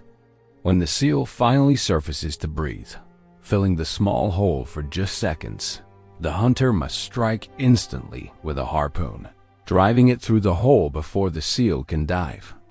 This requires lightning reflexes, perfect accuracy, and the ability to remain alert and responsive after hours of motionless waiting in extreme cold. The mental discipline required for this hunting technique is extraordinary. Hunters develop meditation-like states that allow them to endure the cold and boredom while maintaining the alertness necessary to strike at the critical moment. They learn to read subtle signs, changes in air pressure that might indicate an approaching seal, slight sounds conducted through ice, shifts in their dog's behavior. This hunting method has success rates of perhaps 1 seal per several days of hunting, making it a grueling way to obtain food. Yet it's often the only reliable winter hunting available, and communities depend on it for survival. Young hunters spend years learning this technique, starting with shorter waits in less extreme conditions, gradually building the physical and mental toughness required for all-day vigils in the coldest weather. As winter progresses into its darkest months, around the winter solstice when even the dim midday twilight disappears in the high Arctic, communities focus increasingly on indoor activities and social gatherings. This is the season for the most important ceremonies and celebrations. Some groups hold elaborate midwinter festivals that last for days, with feasting, dancing, drumming, and gift-giving. These festivals serve multiple purposes. They break the monotony of winter darkness. They redistribute resources from successful families to less fortunate ones through formal gift exchange. They provide opportunities for young people to meet potential marriage partners, and they reaffirm social bonds and cultural identity. The festivals often include athletic competitions, tests of strength and endurance that allow individuals to demonstrate prowess and gain prestige. The drum dances that are central to many winter celebrations are sophisticated performances combining music, dance, and often satirical or boastful poetry. The drums are large, flat-frame drums made from stretched caribou or sealskin over a wooden hoop, played with a short stick that strikes the drum and the frame alternately, creating complex rhythms.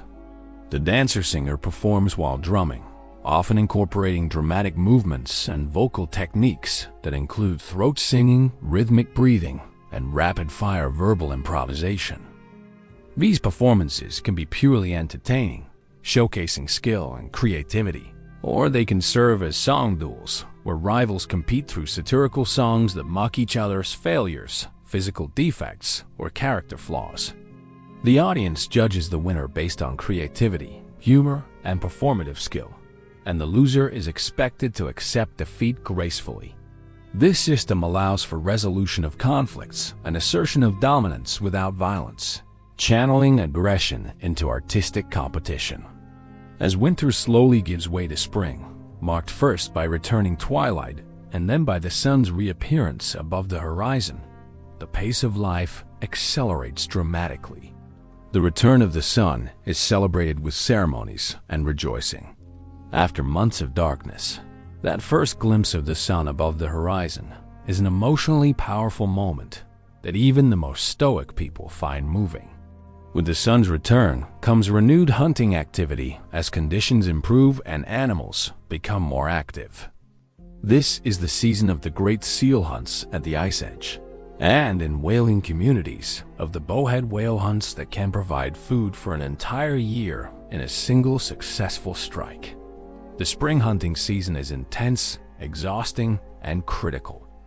The abundance of spring must be harvested to rebuild stores depleted over winter. The transition from winter to spring brings its own dangers. The ice that has been stable for months begins to rot and break up, creating hazards for hunters who must cross it to reach hunting grounds. Pressure ridges can shift suddenly, crushing anything caught between moving ice sheets. Leads of open water appear without warning, cutting off routes home. The weather becomes unpredictable, with sudden storms bringing whiteout conditions that can trap hunters on the ice. Yet hunters must take these risks, because spring is when seals are most abundant and most vulnerable, hauling out on ice to bask in the returning sunlight. A skilled hunter can take multiple seals in a single day during spring, more than making up for the lean pickings of winter breathing hole hunting. Summer, when it finally arrives, transforms the Arctic into a completely different world. The snow melts, revealing brown tundra that quickly explodes into bloom with dwarf willows, Arctic poppies, saxifrage, and dozens of other flowering plants racing to complete their life cycles in the brief growing season.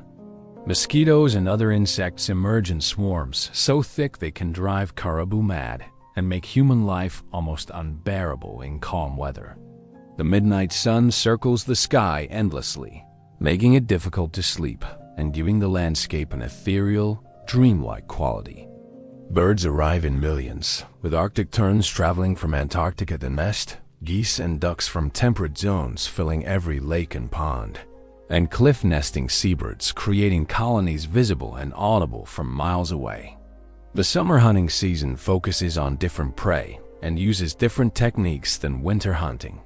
With boats accessible again, hunters pursue seals and walrus at sea, using kayaks for individual hunting and umiaks for group hunts. Caribou hunting becomes productive as herds migrate north to their summer range, and hunters use a variety of techniques to take these animals, driving them into lakes where they can be killed from kayaks, ambushing them at river crossings, or stalking individual animals using sophisticated camouflage and knowledge of wind direction. Bird hunting provides not only meat but also eggs, which are gathered in enormous quantities from cliff colonies. The eggs are preserved in seal oil, providing a vitamin-rich food that helps prevent scurvy. Fishing becomes productive as Arctic char and salmon run up rivers to spawn, and elaborate stone weirs are built to trap fish in shallow water where they can be easily speared or netted. Summer is also the season for long-distance travel, with families often ranging hundreds of miles from winter villages to exploit seasonal resources. Some groups travel inland, following caribou and harvesting berries, roots, and other plant foods. Others travel along coasts, visiting bird colonies, fishing at productive spots, and maintaining connections with distant relatives. These summer journeys serve social purposes as important as their economic functions. They provide opportunities to arrange marriages, trade goods, exchange news and stories, and maintain the networks of kinship and alliance that bind together the far-flung Inuit population. Young people especially look forward to these gatherings, where they can meet potential spouses from other groups, participate in competitions and games, and see new places beyond their home territories. The brief summer is also the season for maintenance and preparation tasks that can't be done in winter cold. Boats are repaired or rebuilt, with old skin coverings replaced and frames mended. Houses are renovated, with sod roofs replanted and structural repairs completed. New sleds are built to replace those damaged over winter. Women work constantly at preparing skins, scraping, stretching, softening, and sewing them into clothing that must be ready before cold weather returns. Everyone works on harvesting and preserving food for the next winter, knowing that survival depends on accumulating adequate stores before freeze-up. The summer is beautiful but brief, and there's an underlying urgency to all activities because autumn will arrive quickly and winter even faster. Fall brings the caribou migration south, a critical hunting season when animals are at their fattest after summer feeding. This is when communities that hunt caribou can take enough animals to sustain themselves through winter. The hunting is often cooperative, with groups working together to drive caribou into ambush or to surround small herds. The processing of caribou carcasses is an enormous task.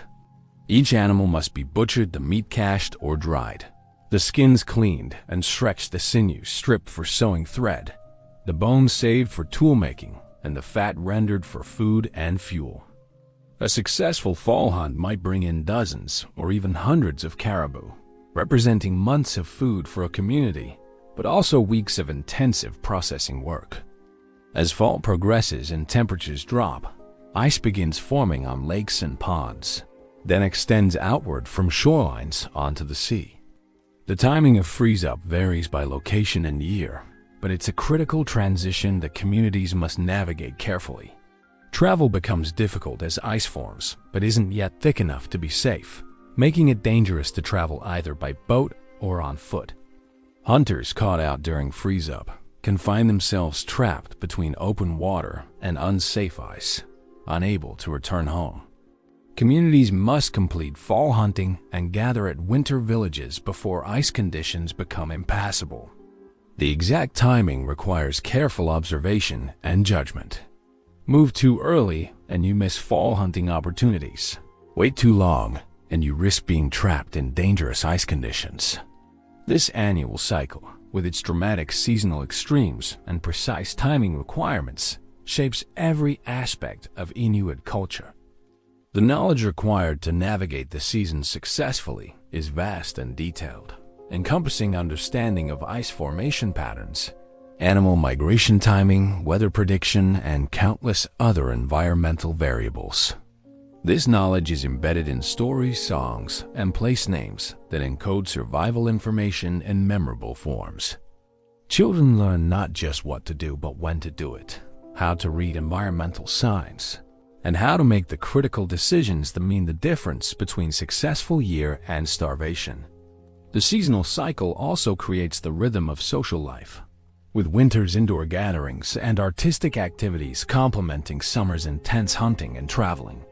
The Inuit ability to thrive in this environment of extreme seasonal variation demonstrates sophisticated understanding of ecological cycles and remarkable flexibility in adapting strategies to changing conditions.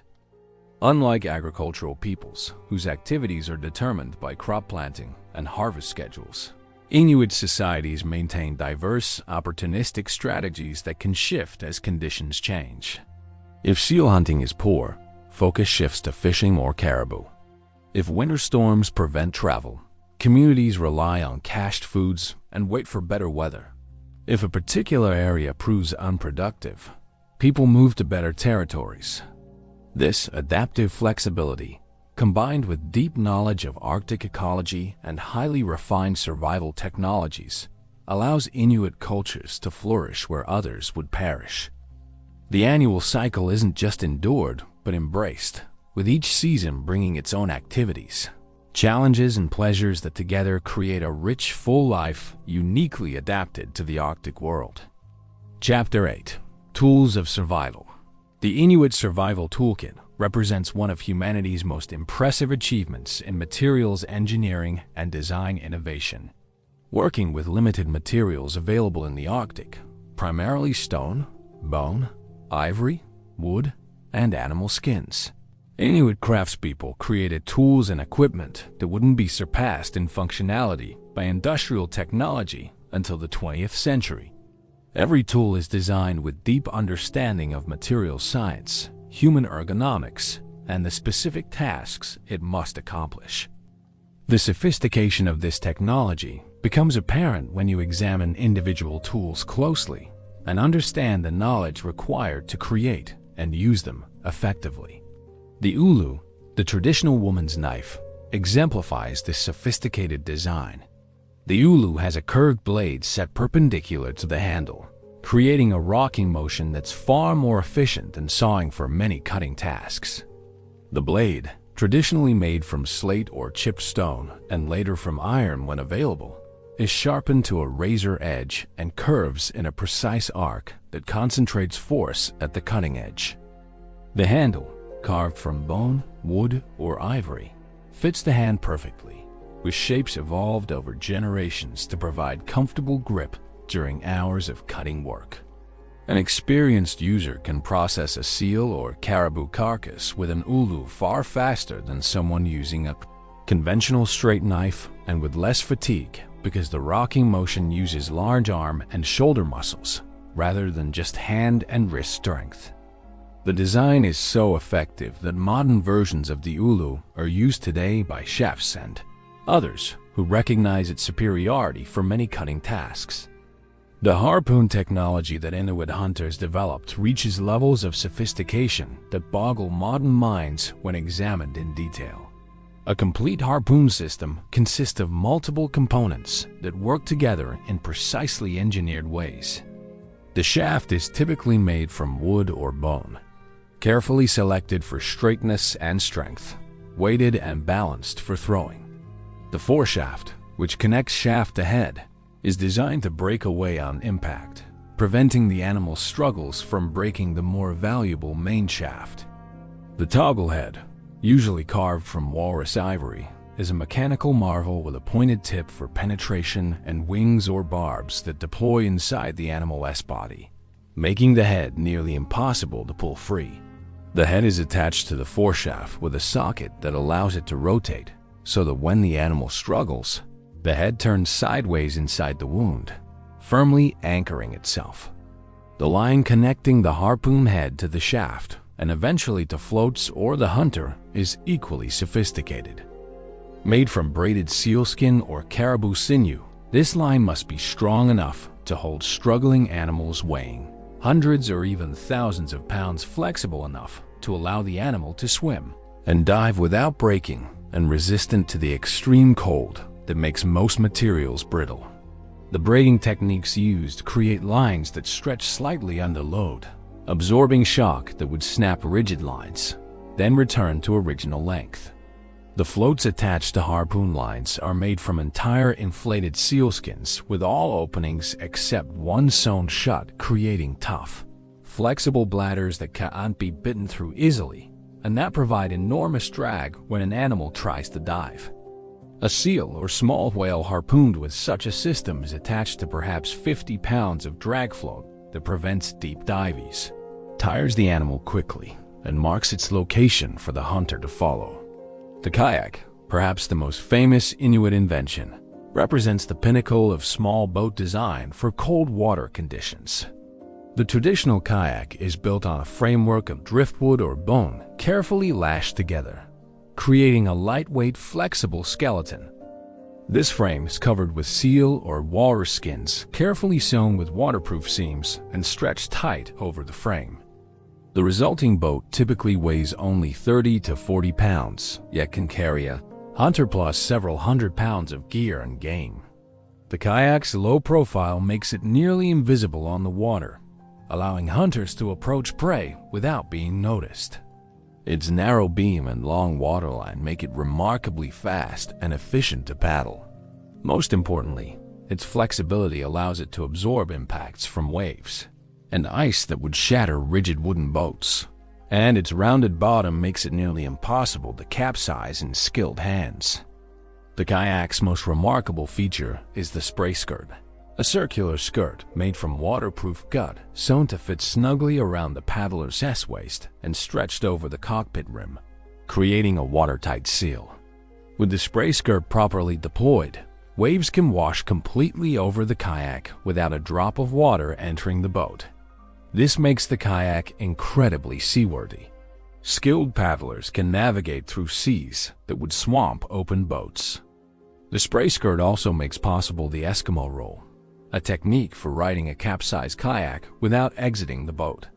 By sweeping the paddle in a precise arc while hip-snapping the body, a skilled kayaker can roll the boat upright in seconds, emerging wet but safe. This technique allows hunters to venture into waters where a capsize would otherwise mean certain death, significantly extending the range and conditions where kayak hunting is possible. The umiak, the larger skin boat used for transporting families and goods and for hunting large prey like bowhead whales, demonstrates equally sophisticated design. Unlike the kayak's enclosed design, the umiak is an open boat, typically 20 to 30 feet long, with frames of driftwood or whalebone and coverings of walrus hide. The skin covering is sewn by women using techniques that create waterproof seams, a remarkable achievement when you consider that every stitch creates a potential leak point. The stitching pattern and thread material, usually caribou sinew, are designed so that the thread swells when wet, sealing the holes created by the needle. The umiak's design creates a remarkably stable platform that can carry enormous loads. A 30-foot umiak might transport 20 people plus tons of cargo, yet the entire structure weighs only a few hundred pounds and can be portaged by crew members when necessary. The clothing technology developed by Inuit seamstresses represents perhaps the most sophisticated cold weather gear ever created before modern synthetic materials. A complete traditional outfit consists of multiple layers, each designed for specific purposes and all working together as an integrated system. The innermost layer, warm with fur against the skin, wicks moisture away from the body while providing initial insulation. The outer layer, worn with fur facing outward, rakes wind and sheds snow while providing primary insulation. The hood design, refined over countless generations, creates a pocket of warm air around the face while allowing breathing and vision. The mittens, in their most sophisticated form, have a separate gauntlet section that can be dropped back when fine motor control is needed, then quickly pulled over hands when extreme cold makes bare hands dangerous. The sewing techniques required to create this clothing are extraordinarily sophisticated. Seams must be absolutely waterproof because wetness in Arctic cold means death.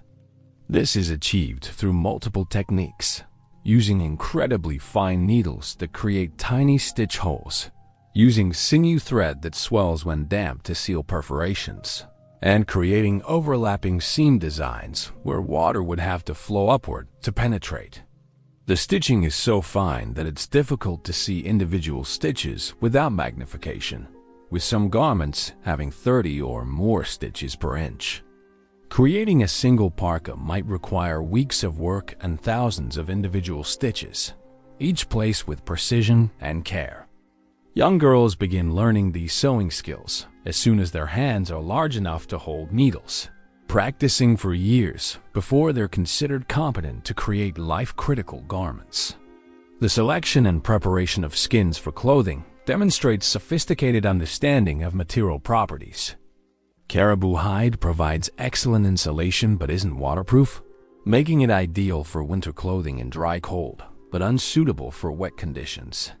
Sealskin is waterproof and more durable than caribou, but less insulating, making it perfect for boots, mittens, and waterproof outer layers. Bird skins, with feathers left attached, provide light insulation for summer clothing.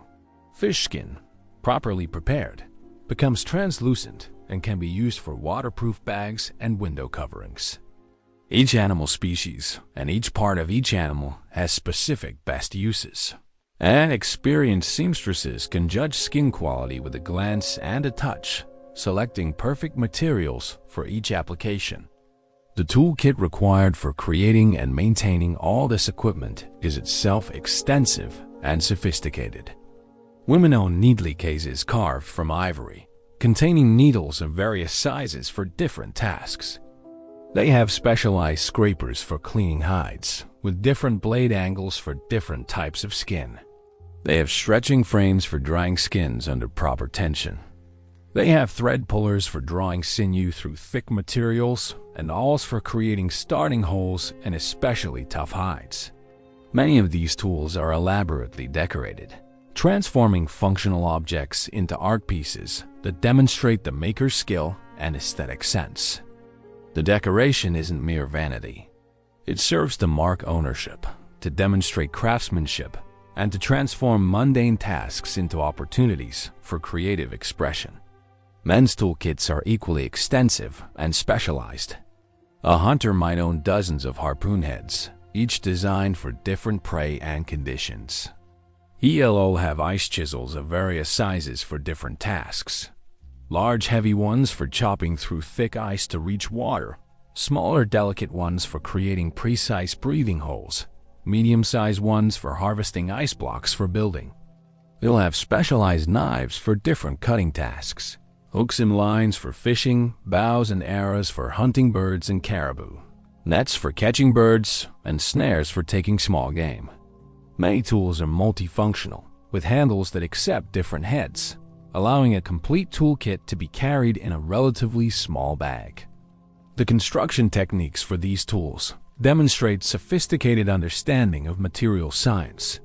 Stone blades are pressure flaked to create controlled break patterns that produce sharp, durable edges. Ivory is carved using techniques that avoid creating stress concentrations where the material might crack. Bone is selected based on grain patterns and internal structure, with different bones used for different applications based on their mechanical properties. Sinew and baleen are prepared and shaped using techniques that enhance their natural properties. Composite tools combine multiple materials to create performance superior to any single material. A harpoon foreshaft might use wood for flexibility, and lightweight, ivory for durability and sharpness at the tip, and baleen for spring in critical joints. The maintenance of this toolkit is a constant task that occupies substantial time. Stone tools must be regularly resharpened through careful flaking. Bone and ivory tools must be checked for cracks and either repaired or replaced before they fail at critical moments. Clothing must be regularly cleaned, dried, and repaired, with worn areas patched before they tear completely. Boats must be regularly inspected, with skins replaced when they begin to deteriorate and lashings tightened or replaced. Nothing can be casually discarded. Every component represents hours of work to create and might be irreplaceable if materials aren't available. This creates a material culture characterized by careful maintenance, skillful repair, and creative reuse of every scrap of material. The knowledge required to create and use all this technology is vast and takes years to acquire. Children begin learning tool-making and tool-using skills as soon as they're physically capable, but mastery takes decades. An elderly hunter might still be discovering new techniques, still refining his understanding of materials and methods. The most skilled craftspeople are highly valued members of their communities, and their knowledge is sought by younger people eager to learn. This creates effective apprenticeship systems where knowledge is passed from generation to generation through observation, practice, and careful instruction. The loss of a master craftsperson represents a serious blow to a community, potentially taking knowledge and skills that can't easily be replaced. This sophisticated technology allows Inuit peoples to not just survive, but to thrive in an environment that would quickly kill people lacking proper equipment and knowledge. The tools aren't primitive makeshifts but highly refined solutions to specific problems, evolved over thousands of years through countless iterations and experiments. When early European explorers entered the Arctic with their steel tools, woolen clothing, and European equipment, it consistently failed where Inuit people succeeded. The Europeans had more advanced metallurgy and more complex social and technological systems, but their tools and knowledge weren't adapted to Arctic conditions. It wasn't until the early 20th century, when explorers like Roald Amundsen began systematically adopting Inuit technologies and techniques, that European Arctic exploration began achieving consistent success. This demonstrates a crucial truth. Appropriate technology depends on environmental context, and the Inuit had developed the most appropriate technology for their environment that humans have ever achieved. The story of how the Inuit survived and migrated across the Arctic stands as one of humanity's most remarkable achievements, a testament to human adaptability, innovation, and determination in the face of Earth's most unforgiving environment.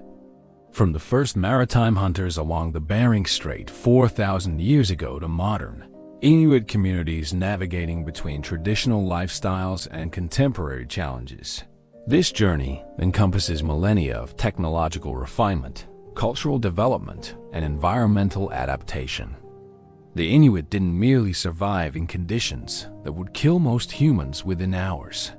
They created sophisticated civilizations with rich artistic traditions, complex social structures, and technological sophistication that wouldn't be matched by European polar explorers until the 20th century.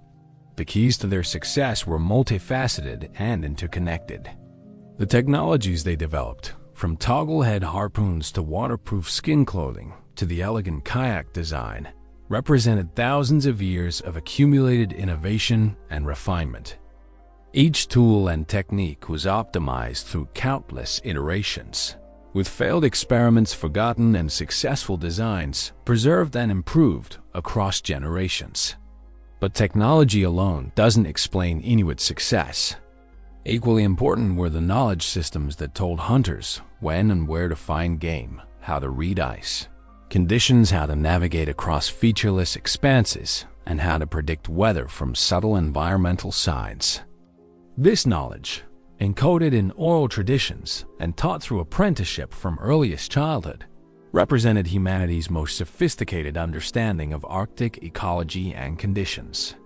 The social structures and values that characterized Inuit societies were equally crucial to survival. The emphasis on sharing and cooperation ensured that resources were distributed equitably and that no one starved as long as anyone had food. The respect for elders and traditional knowledge ensured that accumulated wisdom was preserved and transmitted effectively across generations. The flexible, consensus-based decision-making allowed communities to respond quickly to changing conditions without being constrained by rigid hierarchies. The spiritual beliefs that emphasized respect for animals and sustainable harvesting prevented overexploitation of resources and maintained ecological balance. These social and cultural elements work together with technology and knowledge to create complete, adaptive systems that could sustain human populations in extreme conditions. The migration across 5,000 miles of Arctic coastline, from Siberia to Greenland, demonstrates Inuit confidence and capability. This wasn't desperate flight from poor conditions, but systematic expansion into new territories, driven by population growth and enabled by technologies and knowledge that made Arctic life not just possible but successful. The speed of this expansion, completed in just a few centuries around 1000 CE, shows peoples moving with assurance into environments they understood intimately. Each new territory presented specific challenges, from different ice conditions to new animal species to variable resource availability, but the fundamental skills and knowledge developed over millennia in the Bering Strait region proved adaptable to the full range of Arctic conditions.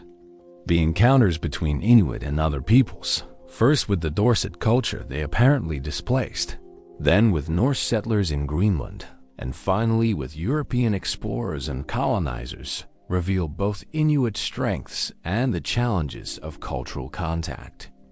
In each case, Inuit technologies and knowledge systems proved superior for Arctic conditions, allowing Inuit to outlast or outcompete peoples with different cultural approaches. But the European contact that intensified after 1500 brought challenges that technological superiority couldn't address: epidemic diseases, economic disruption, cultural suppression, and political domination. The fact that Inuit cultures survived this onslaught and persist today, adapting once again to new circumstances while maintaining core identities and values, demonstrates resilience as impressive as the original migration across the Arctic. The relevance of Inuit history extends far beyond academic interest in past cultures. In an era of rapid climate change, the Arctic is experiencing environmental transformations faster and more dramatic than anywhere else on Earth. The sea ice that supported Inuit travel and hunting for millennia is disappearing. Permafrost is melting, and weather patterns are becoming increasingly unpredictable. Understanding how Inuit peoples adapted to past climate changes, including the Little Ice Age cooling of 1300 to 1850 CE, provides insights into cultural resilience and adaptive strategies that have contemporary relevance. The traditional knowledge that Inuit elders possess about ice conditions, animal behavior, and ecological relationships is increasingly recognized as crucial for understanding and responding to current environmental changes. Beyond climate change, Inuit history offers lessons about sustainability, community, and appropriate technology that challenge dominant modern assumptions. In an era when industrial civilization's relationship with nature appears increasingly dysfunctional, contributing to environmental degradation and resource depletion, the Inuit example shows alternative approaches. Their sustainable harvesting practices, based on taking only what's needed and showing respect for the animals that sustain human life, offer models for more balanced relationships with the natural world. Their emphasis on sharing and community well-being over individual accumulation suggests different ways of organizing economies and societies. Their demonstration that sophisticated, satisfying cultures can exist without industrial technology or endless growth challenges assumptions about progress and development that underlie much modern thinking. The story also reminds us that cultural sophistication and human achievement take many forms and shouldn't be measured solely by technological complexity or civilizational scale. The Inuit never developed writing, metallurgy, or agriculture, the markers of civilization that historians have traditionally emphasized. Yet they created knowledge systems as sophisticated as any formal science, technologies perfectly adapted to their environment, and rich cultural traditions, including art, music, literature, and philosophy. Judged by their own goals rather than by alien standards, Inuit cultures represent remarkable success. They created sustainable ways of life that provided material comfort, social satisfaction, and cultural meaning while maintaining balance with their environment across thousands of years. By any meaningful measure of human achievement, this represents civilization of the highest order. As we face the future, with its challenges of environmental change, resource scarcity, and social disruption, the Inuit example provides both inspiration and practical lessons.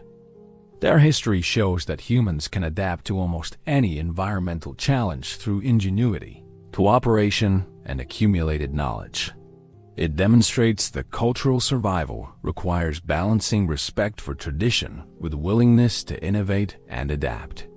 It reveals that small-scale societies with strong social bonds and sustainable resource use can persist across millennia while large empires rise and fall. And it reminds us that human diversity the many different ways peoples have found to live successfully on Earth, represents precious knowledge that shouldn't be lost as global culture becomes increasingly homogenized. The Inuit survived and thrived in the Arctic because they developed cultures perfectly adapted to their environment, because they created and maintained knowledge systems encoding thousands of years of accumulated wisdom, and because they built social structures emphasizing cooperation and sharing. Their migration across the top of the world stands as one of humanity's great achievements, demonstrating human capability at its finest. Their persistence into the modern era, maintaining cultural identities and traditional knowledge while adapting to contemporary realities, shows that their story isn't merely ancient history but continues to unfold. As the Arctic and the entire planet face uncertain futures, the lessons embedded in Inuit history become ever more relevant, reminding us of humanity's adaptive potential and pointing toward possibilities for sustainable, meaningful ways of living in balance with the natural world that sustains us all.